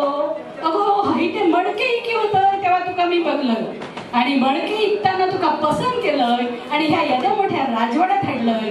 तुझे वांगडकार तुझे आवाठातली माणसं तू ओळख नाही तुका मडके आता फळा दिसत लागली. अगो ती फळा नाही मडके ते. असा एकदम उन्मत्त जाऊ नको. कुमारीन होत कुमारणीचे दिवस आठवते आणि काय तो माझ्या म्हणा बरोबर संसार कर. माझ्यासारखं राग जर ये तर तुका मी स्वतः कुमाराच्या घरात धाडून दे. त्या दिवसापासून सकला जरा टाळ्या दिला आणि माका मात्र यशाच्या शिखरावर प्रत्येक पायरी चढताना माका माझा आका म्हणजे माझी आजी माका साथ घालीत असता. माझी आजी साथ घालीत असता. आबानू चला ना गार्डन मध्ये फिरू असं सारखं माझं नातू हट्ट करूक लागलो. सूनबाई बॅग काकेक लावून माका बजावून गेली होती की तुमच्या नातवाक घराच्या बाहेर पडा देऊ नका, खेळू ते मोबाईल मध्येच. जिला सांगितलं म्हणे त्या बाईचा मी गप गुमान ऐकून घेत होते बरेच दिवस. हॉलच्या कोपऱ्यात ठेवलेल्या सोफ्यावर बसून मी पेपर वाचत होते आणि नातू आपलं मोबाईल मध्ये गेम खेळत होतो. खेळण्याचा ढीग आता माका त्याच्या मोबाईल मध्ये दिसत होतो. खरी खुरी बॅट घेऊन मित्रांका गोळा करून मैदानात क्रिकेट खेळणं काय असता हे त्याचं मोबाईल शिकवणार नव्हतो. शेवटी मीच त्याला बागेत घेऊन येतो. पोरगं मस्ती करू नये म्हणून त्याच्या हातात मोबाईल देतं. मग जेव्हा गोष्टी आहार जातात तेव्हा रडत बसायचा. हल्लीच्या मुलांका उठल्यावर मोबाईल, जेवताना मोबाईल. अरे काय चालवलास. माझ्या नातवाचा पण असा झाला तर या चिंतेत मेगा बेंचवर बसलोय. नातू थोडं लांब इतर मुलांका पाहून हसत होतो. काही वेळा नातवान मोबाईल मागितला. मी त्याला डोळे मोठे करून शांत केलंय. मुलांका कधीच मारूचा नसता या मताचो मी असेल. नातवान घरात काय मस्ती केल्या तर एकाच वेळी सुनबाईचा हात नातवावर, माझे रागान मोठे झालेले डोळे टवकारून झुलार आणि झुलाच्या रागावले डोळे सुनेर. हसवा फुसत नातू आपल्या मोबाईलमध्ये डोक्यात घालून असतात. काही वेळ केल्यानंतर निघताना नातवान माझ्याकडे परत मोबाईल मागितल्याने शेवटी मी त्याला एकदाच देऊन टाकलंय. काहीतरी मोबाईल मध्ये केल्याने जवळ येऊन माझ्या हातात मोबाईल दिल्याने आणि आबांनो सांगितलं असं फोटो काढा असा मनाने समोर येऊन जाऊन थांबलो. मी आपलं थरथरत्या हातान मोबाईल पकडत चिमुकल्या भविष्याचं भूतकाळ टिपलं. गेलेली वेळ टिपणाऱ्या भूतकाळच म्हणतात. नातू फोटो पाहून एकच बोललो, आबांनो आता घरी जाऊन दोघांनी आईच्या हातचे चपाटे खाऊया. तो एवढं गोड असलो की माझा काय खूप तरुण होऊन नाचत होता. त्याला आज कमरेवर घेऊन घरी आणलं. थँक्यू. ही जी गझल असा माझी ती एक मालवणी बोलल्यामुळे झालेलो गोंधळ आणि एक मालवणींना बोलल्यामुळे झालेलो गोंधळ. मालवणात तुमका माहिती आहे राणी कोल्ड ड्रिंक जो हाऊस असा समुद्राजवळ, त्या राणी कोल्ड ड्रिंकच्या बाजूक सगळे ते बायका बसतात, आंबे विकू, फणसाचे गरे, कोकमा असा घेऊन बसतात. तर पूर्वीचीच घटना, एक चाकरमानी आपल्या मित्राक घेऊन गावात गेलो आणि तो राणी कोल्ड ड्रिंक मध्ये आईस्क्रीम खाऊक गेलो. आईस्क्रीम खाऊन झाला त्याचा बिल देता पायरीवरतूनच तो आपल्या मित्राक सांगता लेटस गो.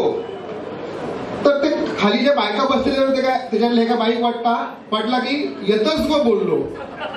तिने काढल्यान बाजूची वाढवण आणि काय कोणाक बोलतो येतच गो मी असं ऐकून तुला माहिती आहे काय. शेवटी आजूबाजूचे लोक मध्यस्थी झाले, त्यांनी सांगितले लेटस गो म्हणजे चला जाऊया, आणि मग तो सुटलो. त्यातून ही झाली मालवणी न बोलल्यामुळे. गदा आणि मालवणी बोलल्यामुळे मला एक छोटासा सांगते. तर माझा एक मित्र, त्याचा लग्न मालवणी मुलीशी झाला पण मुंबईत राहता. नंतर लग्नानंतर 1 वर्षांनी बायको त्याची गरोदर रवली आणि आईचो फोन येलो की 7व्या महिन्यात तुका हैदराबाद येऊ काय म्हणा. 7वं महिनो गेलो पण त्या मित्रा तो काही धीर होईना, कारण गावात डॉक्टर नसतं खेडेगावात. तर खेडेगावात डॉक्टर नसल्यामुळे त्यांनी सांगितले तुम्हीच येवा हैदराबाद मुलीकडे आणि मुलीचा बाळणपण तुम्ही हैदराबाद करा. झालं हॉस्पिटल, जेव्हा पोटात दुखा लागला हॉस्पिटलात ऍडमिट केल्याने बाळ झाला. बाळ झाल्यानंतर दुसऱ्या दिवशी त्या मुलीने आपल्या औषध सांगल्यानं आहे माका ओ व्हावा, ओ पोटात माझ्या दुखता ओ व्हावा. तर औषध सांगितल्यानं जावया की ओ आहे का, जावया 100ची नोट काढल्या आणि तिच्याकडे सासूबाईकडेच गेल्या, जावा ओ घेऊन येवा.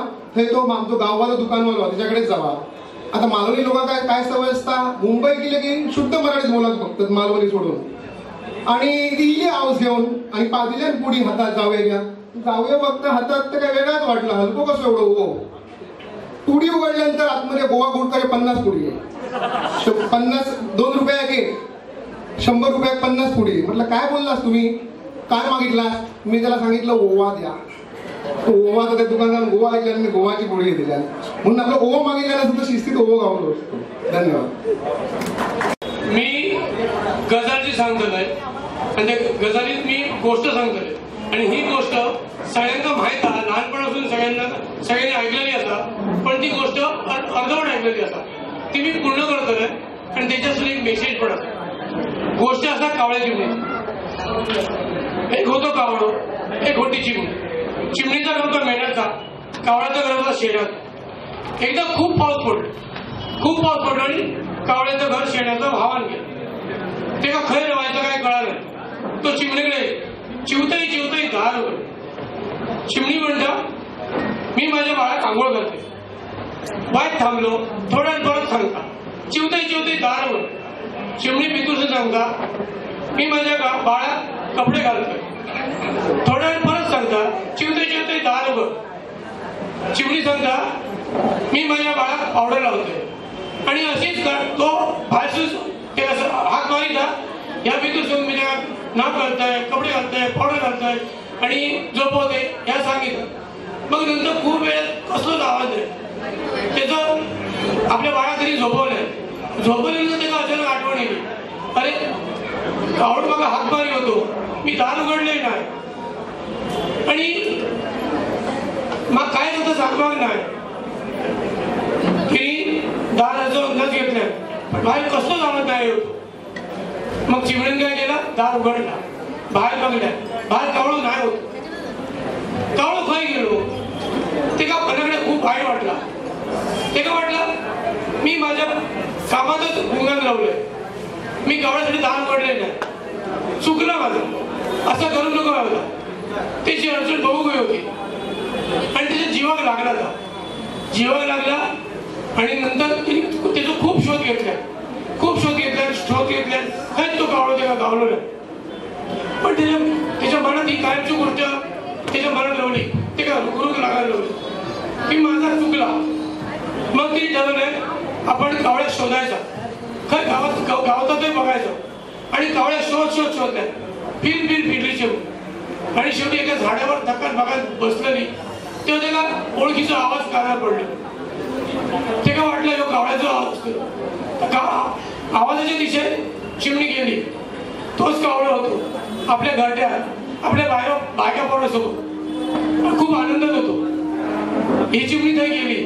ते का बघल्या म्हटल्यार शिवताई तू इलस ये ये आणि तिचो चांगलो आदर सत्कार केलाय, पाहुणचार केलाय, तेका काय व्हाय नको तो बघलाय आणि तिची सगळी चौकशी केली. चिमणीचे डोळे भारात गेले. म्हणाली अरे माझ्याकडे तू इलस, एवढं तू पावसात भिजलस, थंडीत कुडकुडलस, पण मी तिच्यासाठी दार उघडले नाही.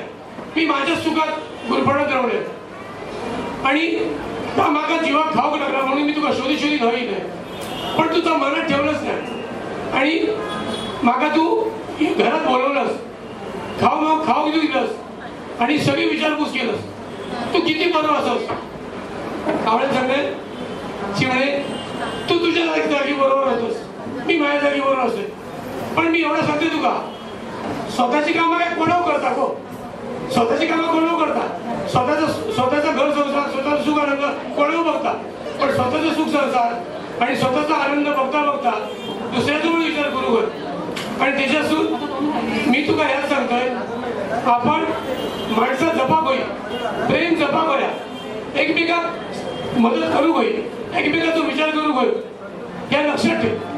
तेव्हा चिमणे गावापासून धडो घेतलाय आणि तो धडो येऊन की माणसां माणसाची प्रेम करू काय, माणसाची नाती सोडू होई आणि माणसातले माणसासाठी राहा काय, स्वार्थामध्ये स्वतःमध्ये गुरफडून राहता नाही आणि आपण परोपकारी प्रवृत्ती देऊ होई. आणि याच्यातून माका एवढंच सांगायचा तुम्ही जगा, दुसऱ्याला जगवा आणि स्वतः सुखी व्हा आणि सगळ्यांना सुखी करा. स्वतःचा आनंद बघा, सगळ्यांना आनंदी करा. घेऊन येलो, मुंबईत घेऊन येलो, सकाळीच गावात गाडी गेली आणि माका परसाकडे झाला. एका म्हटला अरे व्हाळ्यात चल, म्हणता व्हाळ होय ना या, म्हटला नदीर तरी चल, म्हणता नदी पण आहे ना या, म्हटलं चिंबट घे भरडात जाऊया, होय भराड पण ना या. मग तुम्ही म्हणता परसाकडे जाताच कोण, म्हणता नाही, बघ त्यांना दरवाजा उघडला आणि तो संडास दाखवला. अरे बाबा माझ्या ह्याच्यात तुम्ही आता सगळं आटापता, माका पुण्यात करूची सवय माका ह्या जमाचा ना, म्हणता नाही ना भयच करू या. अरे बाबा या तुमचा कायदा वेगळाचा मुंबईकरांचा. मग मला काय करणार, आपला आटोपलंय, आंघोळ गेलंय आणि भाव म्हणालो, थोडलो भाव, थोडलो म्हणजे माझो मोठो भाव, तो म्हणालो तुका मुंबई दाखवून नेतोय. म्हटला ठीक आहे, मुंबईत नेला दाखवून सिद्धिविनायकपर्यंत नेला. बघतोय तो काय 2 मजल्याची बिल्डिंग हत्यार कशी चालता.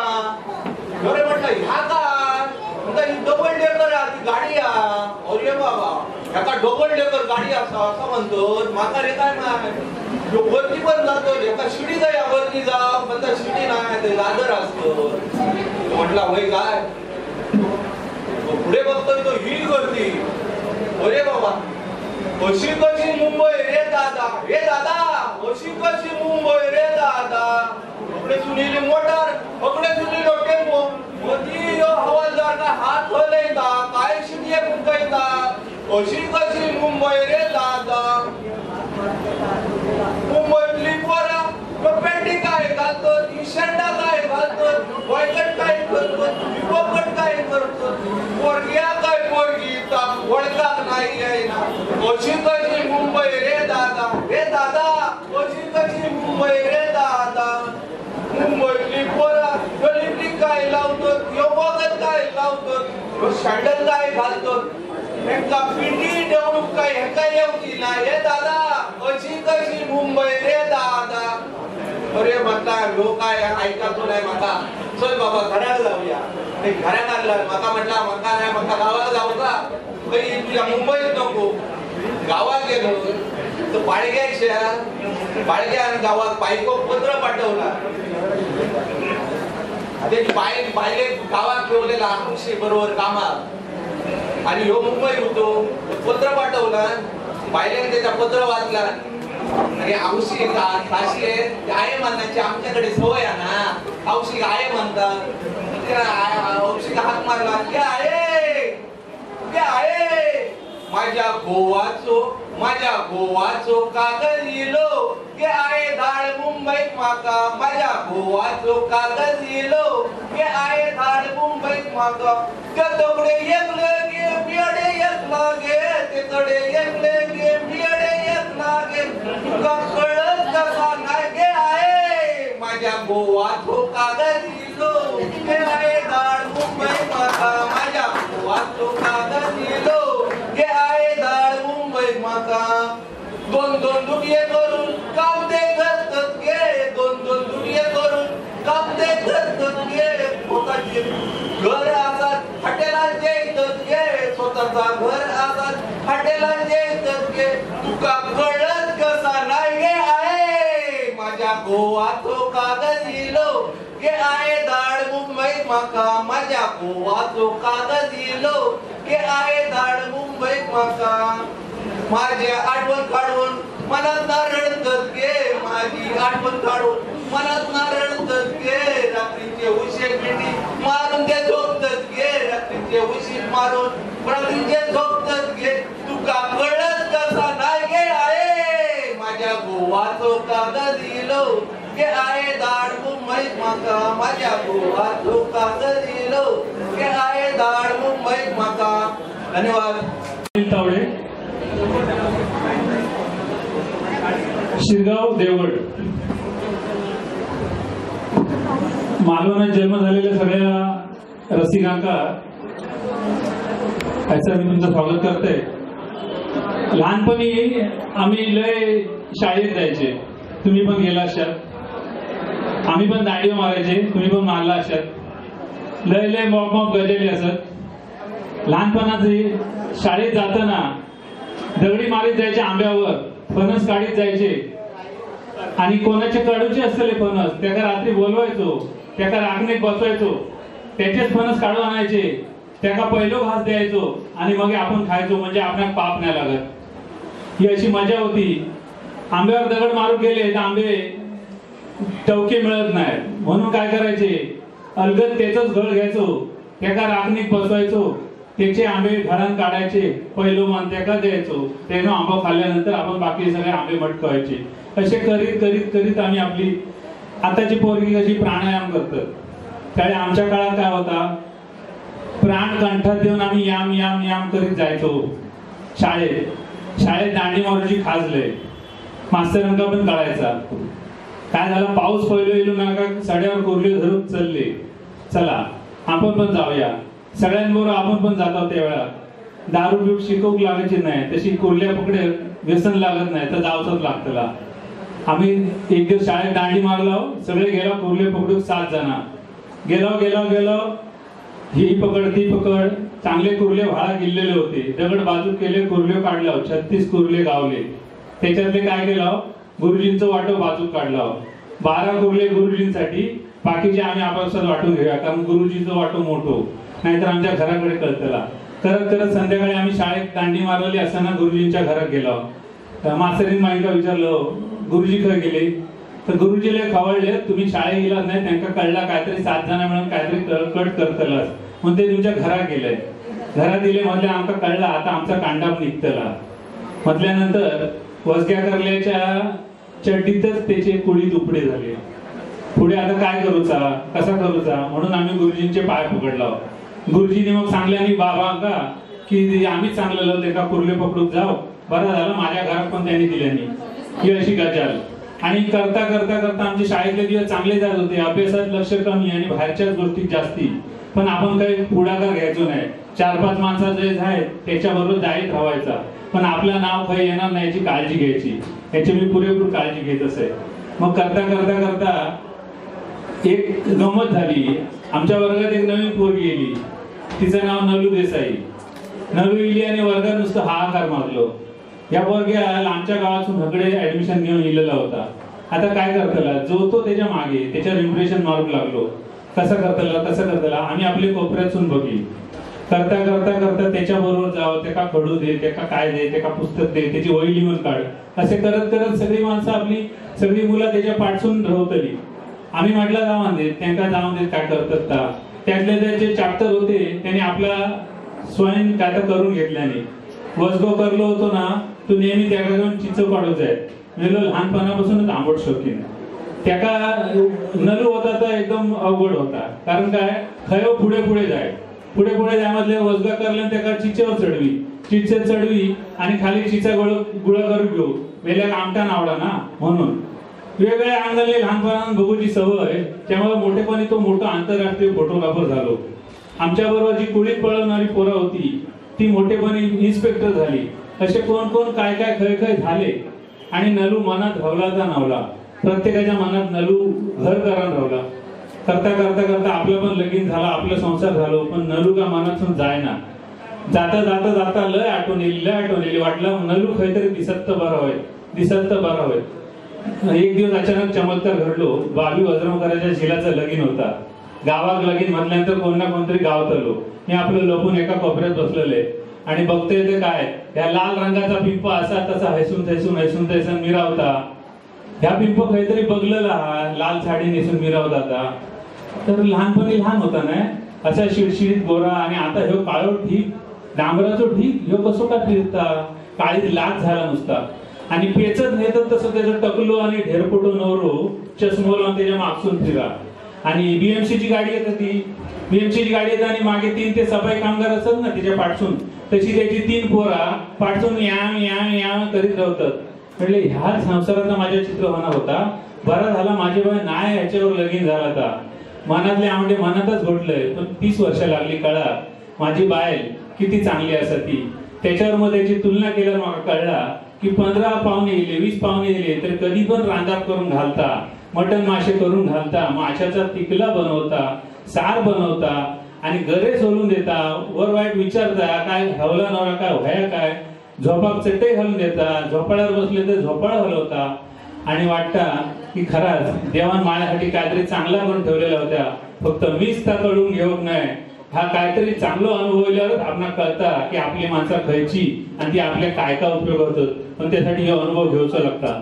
म्हणून जा मनात असतात त्या करून घेऊचा आणि आमटे घोटत बसा नाही. आपल्या नशिबात जा येईला त्यात साजरा हा चांगला हा असं समजून पुढे जायचा.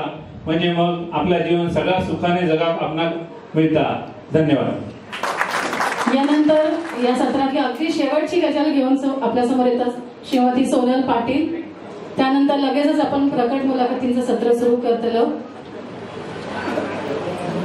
नमस्कार गावालेनो.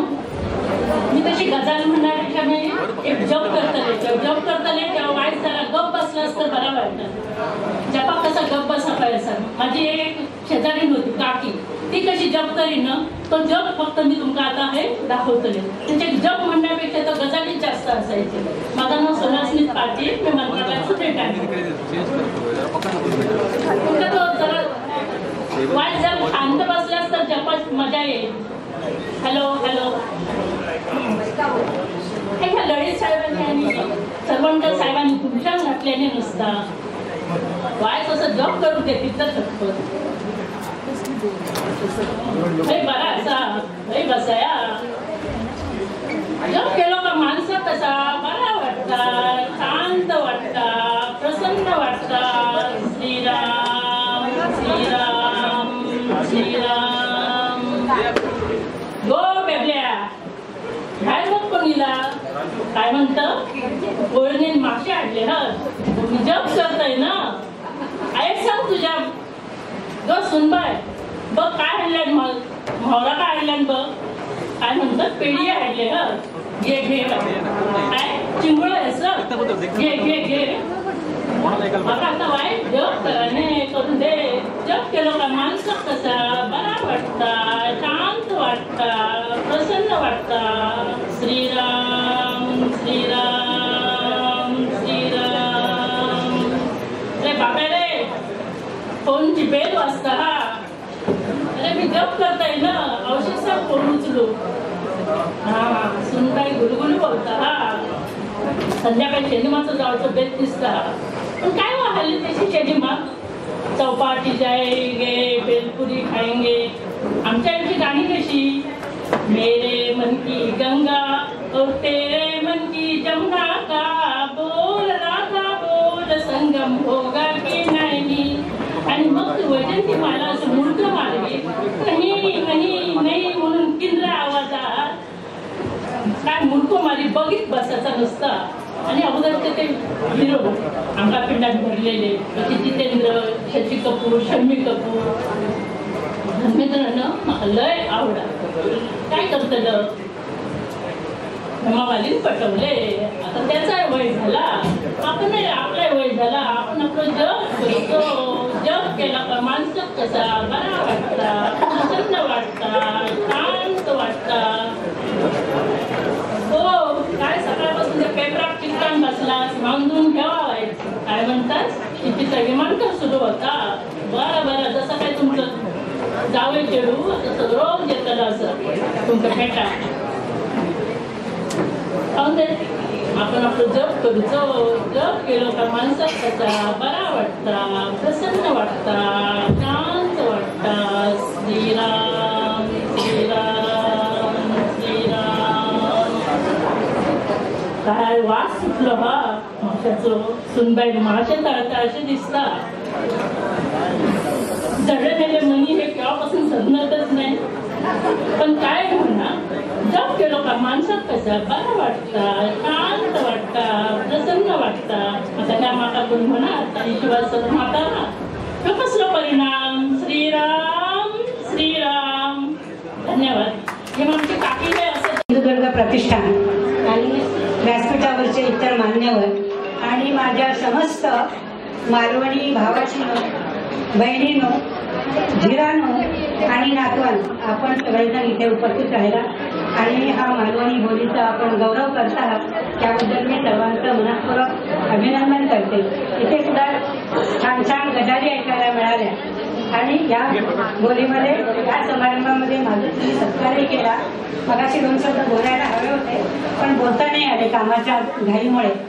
पण हा जो सत्कार तुम्ही माझा केला तो ह्या मालवणी या समृद्ध बोलीचा सत्कार आहे असं मी मानते आणि तो आपल्या समस्त मालवणी बांधवांच्या वतीने, मालवणी मुलखाच्या वतीने मी तो स्वीकार केला आहे असं मी जाहीर करते. आता बघा इथे छान छान आपण गजाली ऐकल्या, छान मनोरंजन झालं. वेळ झाला होता तरी लोक ते अगदी एकाग्रतेने ऐकत होते. परंतु या ठिकाणी आपल्या गजाल म्हणजे किंवा गजाली म्हणजे गप्पा गोष्टी, इकडे तिकडे ऐकलेल्या बातम्या यांच्यावरती चर्चा, अशीच एक सर्वसाधारण आपली समजूत असते आणि ती तशी थोडी बरोबरही आहे. परंतु गजाल हा जो एक आपल्या वाङ्मयाचा, विशेषतः लोकवाङ्मयाचा एक जुना परंपरेने चाललेला वाङ्मय प्रकार आहे. त्याच्याबद्दल मी अगदी 2 शब्दात, आपल्याला खूपच उशीर झालेला आहे, आपला जास्त अंत मी पाहणार नाही, वेळेची मर्यादा पाळूनच मी 2 शब्द बोलणार. पण हा पारंपरिक गजाल हा प्रकार काय आहे त्याबद्दल मला 2 शब्द सांगायचे. बघा माणसाला करमणूक ही हवीच असते. मग तो शिक्षित मनुष्य असो किंवा श्रमिक मनुष्य असो, केव्हा तरी 4-2 घटका ह्या गजालीच्या त्याला किंवा करमणुकीच्या हव्याच असतात. जुन्या काळी आजच्यासाठी करमणुकीची साधनं नव्हती तेव्हा माणसं काय करत असत, एकत्र यायची आणि गप्पा गोष्टी करायच्या, गजाली करायच्या आणि त्याच्यामुळे त्यांचा जीव रमायचा आणि मुख्य म्हणजे आजूबाजूच्या लोकांशी त्यांचा संपर्क राहायचा, त्यांची सुखदुःख कळायची आणि गावाशी एक संपर्क राहायचा. गजाल ही माणसाला किती प्रिय असते. गजालीचं गारुड मनावर काय होतं आणि गजालीच्या नादात काय होऊ शकतं याची एक म्हण आपल्या मालवणी बोलीमध्येच आहे, गजाली खालो हो. आता हा अगदी थोडक्यामध्ये गजाल हा परंपरेने चालत आलेला जो वाङ्मय प्रकार आहे त्याबद्दल मी आपल्याला थोडक्यात सांगते. गजाल म्हणजे काय असतं की आपल्या किंवा दुसऱ्या कोणाच्या तरी आयुष्यामध्ये घडलेला एखादा मार्मिक प्रसंग असतो. या प्रसंगामध्ये कधीतरी काय होतं, आपलं नुकसान होतं, कधीतरी आपली फसगत होते, एखादं कुणाचं भलं म्हणून काहीतरी करावं लागतं तर दुसरंच काहीतरी झंझट अंगाशी येतं. मानवी स्वभावाचा एखादा आत्तापर्यंत न उमगलेला एखादा पैलू माझ्या लक्षात येतो. मानवी वृत्ती प्रवृत्ती माहीत होतात आणि काही जरी झालं याच्यातून तर या प्रसंगाची एक जमेची बाजू असते, ती म्हणजे या प्रसंगाने आपण काहीतरी शिकत असतो. बघा हे प्रसंग आपल्याला शहाणपण शिकवून जातात. त्यामुळे असे प्रसंग आपण कधीही आयुष्यामध्ये विसरत नाही.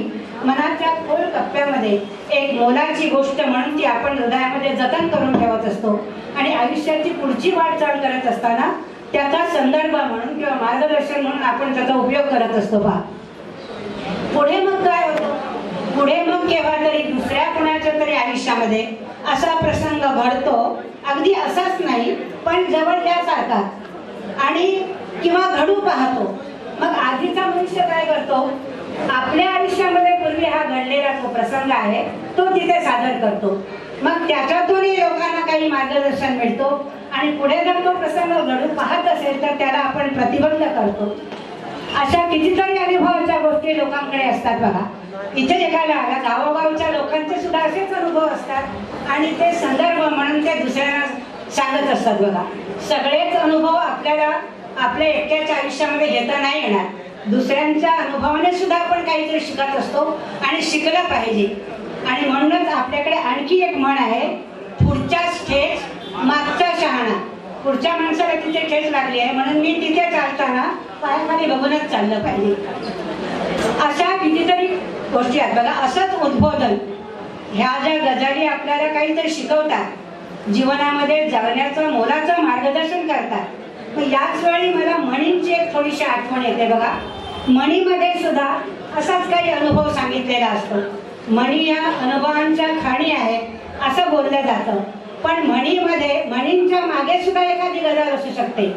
मग अशी गजालचं थोडक्यात तुम्हाला समुद्र सांगायचं राहिला की एखादा प्रसंग घडल्यानंतर तशाच प्रकारचा आधीचा प्रसंगाचा मी अनुभव जेव्हा सांगतो तेव्हा तसा तो अनुभव सांगणे म्हणजे गजाल सांगणे. म्हणीमध्ये सुद्धा असेच अनुभव असतात, पण म्हणी आणि गजालमध्ये नेमका फरक आहे की म्हणीमधले जे अनुभव आलेले असतात ते अत्यंत संक्षिप्त आणि सूत्र रूपाने आलेले असतात. त्यामुळे ते समजायला सुद्धा थोडी समजदारी असावी लागते. आणि गजालमध्ये काय असतं, तो गजाल सांगणारा प्रसंग त्याच्या आयुष्यामध्ये जसा घडला तसा तो साक्षात आपल्या समोर उभा करत असतो आणि त्यातून आपण काहीतरी शिकत जात असतो. याच संदर्भात जशी म्हणींची मला आठवण आली तशीच ह्या लोकवाङ्मयामध्ये काही लोककथा आहेत, त्यांचीही मला आठवण होते. ह्या लोककथा सुद्धा आहेत, त्या सुद्धा आपल्याला काहीतरी शिकवत असतात, त्या पण बोधप्रद असतात. पण त्यांच्यामध्ये काय असतं पहा, त्यांच्यामध्ये प्रेम, दया, मानवता, परोपकार, उद्यमशीलता, प्रयत्नवाद ही माणसाला माणूस म्हणून देणारी जी काही मूल्ये आहेत ती माणसामध्ये कशी रुजतील, त्यांचं संवर्धन कसं होईल आणि एक सुजाण सुसंस्कृत माणूस कसा घडेल या अनुषंगाने त्या कथा रचलेल्या असतात, लिहिलेल्या असतात असं मी म्हणणार नाही. आणि पूर्वीचं जुनं वाङ्मय हे परंपरेने चालत आलेलं आहे, मौखिक रूपात चालत आलेलं आहे, त्यामुळे त्यांची रचना झालेली असते. आणि गजालीमध्ये काय असतं, तुम्हाला जीवनात तो प्रसंग घडतो, प्रत्यक्षाच्या पाण्यात तुम्ही पडता आणि त्यावेळी तुम्हाला जे काय कळतं ते तत्व किंवा तो बोध, ती शिकवण, ते शहाणपण त्या गजालीतून आपण साक्षात शिकत असतो. गजाल म्हणजे एक छोटासा प्रसंगच असतो, लहानसा प्रसंग असतो आणि त्याचीच नंतर गोष्ट झालेली असते, कथा झालेली असते. आणि ह्या कथा जेवढ्या रंजक असतात तेवढ्यात उद्बोधकही असतात. हा महत्वाचा फरक आहे त्याच्यामध्ये. अशा गावोगावी कितीतरी गजाली सांगणारी माणसं असतात आणि काही माणसं जशी गप्पिष्ट असतात, गोष्टी वेल्हाड असतात, तशी ती माणसांचीही लोभी असतात. माणसामध्ये सतत त्यांची उलगस असते आणि आपले अनुभव त्यांना सांगणे आणि त्यांचे ऐकून घेणे. त्यामुळे असा कितीतरी लोकांच्या जीवनात आलेल्या विविध प्रसंगाचा मोठाचा मोठा खजिना त्यांचा संग्रही असतो. कुठेही काही प्रसंग घडला की आधी घडलेला प्रसंग ते त्या ठिकाणी आपल्या रंजक शैलीमध्ये, अत्यंत उत्कृष्ट अशा कथन शैलीमध्ये ते सादर करतात आणि लोकांना ते आवडतात. ह्या परंपरेने चालत आलेल्या अशा कितीतरी उद्बोधक रंजक गजाली आपल्या मुलखामध्ये गावोगावी कितीतरी विखुरलेल्या आहेत आणि त्याचं आपण संकलन केलं पाहिजे, जतन केलं पाहिजे आणि हा समृद्ध वारसा जो आहे तो पुढीकडे आपण सुपूर्द केला पाहिजे. आता एक पारंपरिक गजालीचा नमुना म्हणून मी तुम्हाला अगदी थोडक्यात, तुम्ही आता फार कंटाळलेला त्याची मला पुरेपूर कल्पना आहे, पण पारंपरिक गजालीचा एक नमुना मी तुम्हाला तुमच्यापुढे अगदी थोडक्यात सांगते. दोघे मित्र असतात पहा, कहाणीच्या किंवा गजालीच्या सोयीसाठी आपण त्याला नाव देऊ. एकाचं नाव भिवा असतं आणि दुसऱ्याचं नाव शिवा असतं. दोघे अगदी विवस्त कंठस्थ स्नेही असतात. एकाला ठेच लागली तर दुसऱ्याच्या डोळ्याला पाणी यावं अशा प्रकारची घनिष्ठ मैत्री असते त्यांची. पण ही मैत्री जी आहे ती गावातल्या एका माणसाला सारखी सलत असते. त्यांच्यामध्ये वितुष्ट कसं येईल त्याचा तो प्रयत्न करीत असतो. आणि मग एका दिवशी त्याने ती संधी साधली. आपण सोयीसाठी त्या माणसाला पण नाव देऊ. त्याचं नाव होतं झिलू येराम. एके दिवशी हा भिवा आणि शिवा दोघे जण एका ठिकाणी पिंपळ पारावर समजा असे गजारी करीत बसलेले होते. तेवढ्यात हा तिथे आला, झिलू येराम तिथे आला. तो त्यातल्या भिवाला म्हणतो, जरा लांबच उभा राहिला. तो त्यातल्या भिवाला म्हणतो, अरे भिवा जरा इकडे ये. तो म्हणतो, अरे कशाला, तूच ये ना इकडे. नाही तुका काहीतरी सांगायचं असं, तूच ये. अरे काय सांगायचं असा तर हैसा येऊन सांग ना. आपला काही शिवा लोक नाही, आपलाच आहे तो, इथे सांगणार नाही, तू इकडेच ये. तो अगदी हटूनच बसला. मग काय करणार, भिवा जरासा लांब गेला तिथे. मग त्याने अजून त्याला काय पावलं बाजूला नेलं आणि त्याच्या कानामध्ये काहीतरी तो पुटपुटला. काय पुटपुटला, तो म्हणाला भाताचे तांदूळ होतं. अरे भिवाच्या लक्षात नाही, काय बडबडासारखं बोलतोय. असे म्हणेपर्यंत भाताचे तांदूळ होतं, भाताचे तांदूळ होतं असं तीनदा तो बोलला. आणि हा भिवा भानावर येतो म्हणेपर्यंत तो निघूनही गेला. मग काय पुन्हा येऊन हा भिवा आपल्या जागेवर बसला, आपल्या मित्राशेजारी. पुन्हा गप्पा सुरू झाल्या, गजारी सुरू झाल्या त्यांच्या. शिवाला अपेक्षा काय आहे की भिवा मला सांगणार, झिलू येरमने त्याला कानात काय सांगितलं ते मला सांगणार, कारण मित्र आहे आपला तो. पण भिवाने त्याला काही सांगितलं नाही, कारण सांगण्यासारखं काही नव्हतंच ना त्याच्यामध्ये. तो काय सांगणार. मग शेवटी शिवाचं काय आता लक्ष नाही गजालीमध्ये, त्याला राहवलं नाही. आणि त्याने विचारलं, अरे भिवा, त्या झिलू येरमान तुका काय सांगल्या. तर मला काय सांगल्या. काय नाही सांगल्या. काय नाही सांगल्या तुला कानात सांगताना मी ऐकले. तू खोट्या बोलतस, काय सांगेल त्याला. अरे काय, तो म्हणाला भाताचे तांदूळ होतं, त्याच्यात तुका काय सांगू. तो म्हणाला भाताचे तांदूळ होतं, ही काय कानात सांगूची गोष्ट आता. तू खोट्या बोलतोस, तुला त्याने नक्कीच माझ्याबद्दल काहीतरी सांगितलेलं असणार. तो म्हणतो, नाही रे शिवा, असं नाही, त्याने मका ह्याच सांगल्या. तुका मी आईची शपथ घेऊन सांगतोय, रवळनाथाची शपथ घेतोय, सातरीची शपथ घेतोय. पण शिवाने ते मानलंच नाही आणि तो त्या ठिकाणाहून निघून गेला तर. आणि दोघांची इतक्या वर्षाची जीवाभावाची मैत्री होती ती क्षणार्धात तुटून गेली. ही गजाल आहे पारंपरिक. या गजालीतून आपण काय उद्बोधन घ्यायचं की असे प्रसंग घडू शकतात. एखादी दोन माणसांची चांगली मैत्री असते, दोन कुटुंबामध्ये चांगला स्नेह होतो, तर त्याच्यामध्ये अशी वितुष्ट आणणारी माणसं असतात. काही बघा चांगली कुटुंब नांदती खेळती असतात, त्यांच्यामध्ये कलागती लावणारी, मालवणी भाषेत सांगायचं तर कोंबडी कणियो घालून कोंबडी जुजवणारी माणसं असतात. आणि मग ती कुटुंब तुटून फुटून जातात. ही जुनी गजाल आहे. पण मला वाटतं, आणि दुसरी अजून एक गोष्ट आपल्याला यातून शिकता आपल्या अशी येईल की ही जी मैत्री आपली असते ती अशी तकलादू पण असू नये ना. कोणीतरी काहीतरी कान भरवले आणि मी मैत्री क्षणामध्ये तोडून टाकली. जेव्हा कधी माझ्या आयुष्यामध्ये असा प्रसंग पुन्हा कधी निर्माण होईल त्यावेळी जरूर ही गजाल मला काहीतरी मार्गदर्शन करू शकेल. आपण म्हणून मला काय म्हणायचं आहे की गजाली ह्या ज्या असतात, पारंपरिक असू दे, म्हणी काय असू दे, ह्या कधी कालबाह्य होत नाहीत. बघा आजही गजाल आपल्याला मार्गदर्शक आहे. म्हणी सुद्धा सर्व काळाच्या त्या मार्गदर्शक असतात. फक्त काळानुसार त्यांचे संदर्भ बदलत असतात एवढ्याच.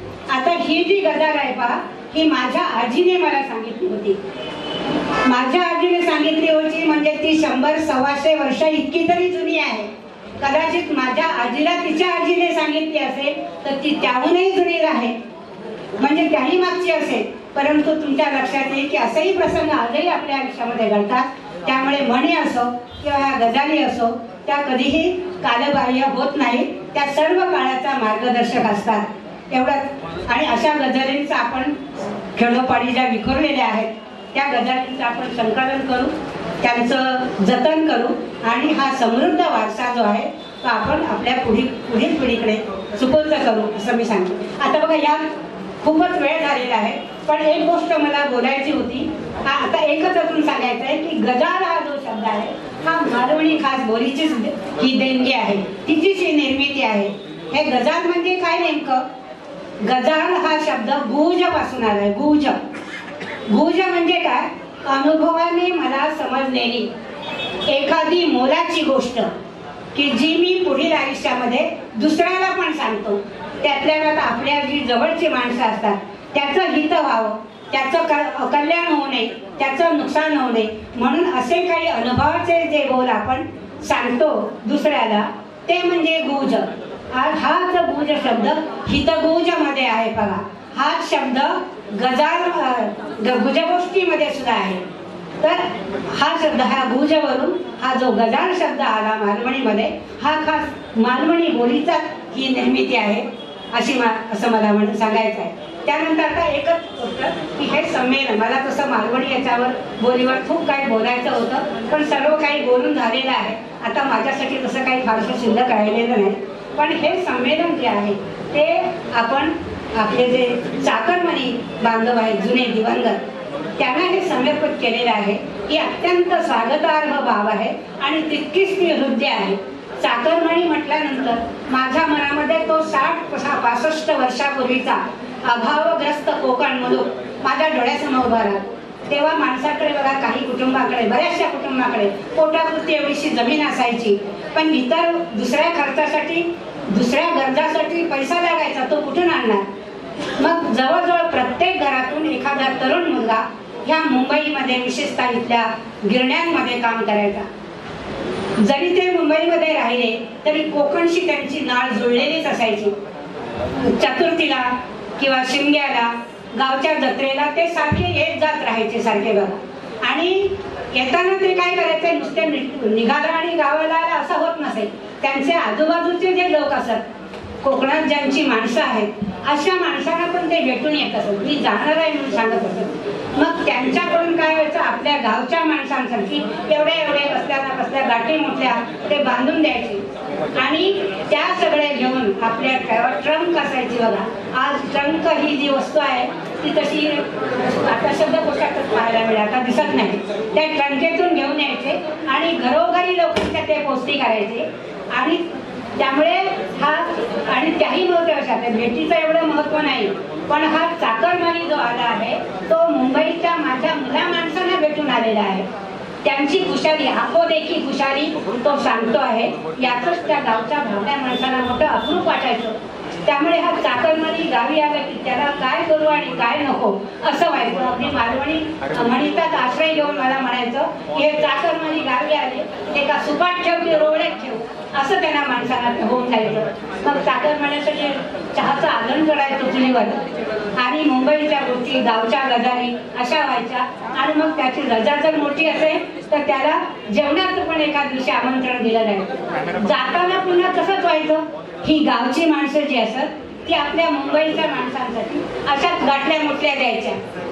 अशा एकेका चाकरमान्याच्या ट्रंकेमध्ये 8-8, 10-10 ह्या गाठल्या मोठ्या जमायच्या. पण कधी कुठल्या चाकरमान्याने कुरकुर केली नाही. कधी त्यांनी नाराजी दाखवली नाही. तुझं बाळा लांब राहता नाका नाही जमाचा असं त्याने कधीच म्हटलं नाही. आणि ते त्याप्रमाणे तिकडे येऊन पळत जाताना त्यांचं ते दृश्य आहे तेही मला कधी कधी आठवतं आणि माझं मन असं भरून येतं. चाकरमान्याकडे ह्या सगळ्या भेटी दिल्या की तरी सुद्धा चाकरमानी जातोय म्हटलं की आवडतं सगळी माणसं गोळा व्हायची. बाबी झाले सांभाळून झाले हा लय दगदग करू नको कामधंदो जीव सांभाळून कर पत्र पाठव असं सांगत त्या किती लहानवर लोक जायची. इतका त्यांच्यामध्ये जिव्हाळा म्हणजे मला तर वाटायचं हे चाकरमानी म्हणजे मुलूक आणि मुंबई याच्यामध्ये अधूनमधून सारख्या वाऱ्या करणारे हे देवदूत होते. या लोकांना ते देवदूत वाटायचे कारण आपल्याकडचा एक घास ते कुर्थाचं पीठ ते डांगर ते तिळकूट पोहे नारळाची कापं असं आपल्या हाताने बनवलेलं माझ्या मुलाच्या माझ्या माणसांच्या घशाखाली जाणार ओठाखाली जाणार याचं त्यांना केवढं तरी अपूर्वाई होती. आणि असा त्यांनी स्नेहभाव मुलूक आणि मुंबई यातल्या माणसामध्ये हा स्नेहभाव त्याने असाच जपलेला होता. ज्यांची नातेवाईक माणसं नव्हती त्यांना सुद्धा चाकरमान्यांचं मोठं अप्रूप वाटायचं. कारण चाकरमानी आला की त्यांना पानसुपारीला 4-2 रुपये विडी काढीला 4-2 रुपये कधीतरी त्यांना हॉटेलमध्ये घेऊन द्यायचा चहा भजी खाली घ्यायला. कधी एखादं 1-2 बनियान आणायचा एखादं धोत्राचं पान आणायचा. त्यामुळे त्यांच्याशी सुद्धा त्यांनी स्नेहभाव जपलेला असतो. त्यांनाही कष्ट होते त्यांनाही त्रास होता परंतु त्यांनी कधीही कुरकुर केली नाही. कोकण आणि मुंबई यातला जो स्नेहभाव होता तो कायम त्यांनी जपून ठेवला. हे त्यांचं जी कृतज्ञता आहे तो प्रसंग त्या सुप रोवड्या त्या वाढवणी त्याच्यावर तो बांधलेला फणस हे सगळं घेऊन ते चाकरमाने निघाले आहेत. तेव्हा एसटी अशा हमरस्त्यालाच फक्त होत्या, इंटिरियर भागामध्ये त्या जात नव्हत्या. मग हे सगळे बोजे डोक्यावर घेऊन त्यांनी कोंढाघाटच्या एसटी स्टँडवर जायचं, तिथून देवगड बंदर गाठायचं आणि देवगड बंदरात पडावातून बोटीत बसून भाऊच्या धक्क्याला उतरायचं आणि लांब लांबच्या ह्या भेटी नेऊन पोचायचा. तो चाकरमानी असायचा, तो परळ लालबाग भागामध्ये राहायचा असायचा आणि भेट पोटायची कुठे असायची सांताक्रूज, अंधेरी, बोरिवली, दहिसर, ठाणे अशा. पण इतक्या लांबची होती तरी बिचाऱ्यांनी कधी कुरकुर केली नाही, भेट कोणाची गायब झाली असं कधी झालं नाही. तर ह्या चाकरमान्याला मी मनोवर वंदन करते आणि त्यांच्या प्रती माझी कृतज्ञता मी व्यक्त करते. आता शेवटी एकच शब्द, शब्दांचं जे मला ते आहे, शब्दांचं मला फार आकर्षण आहे बा.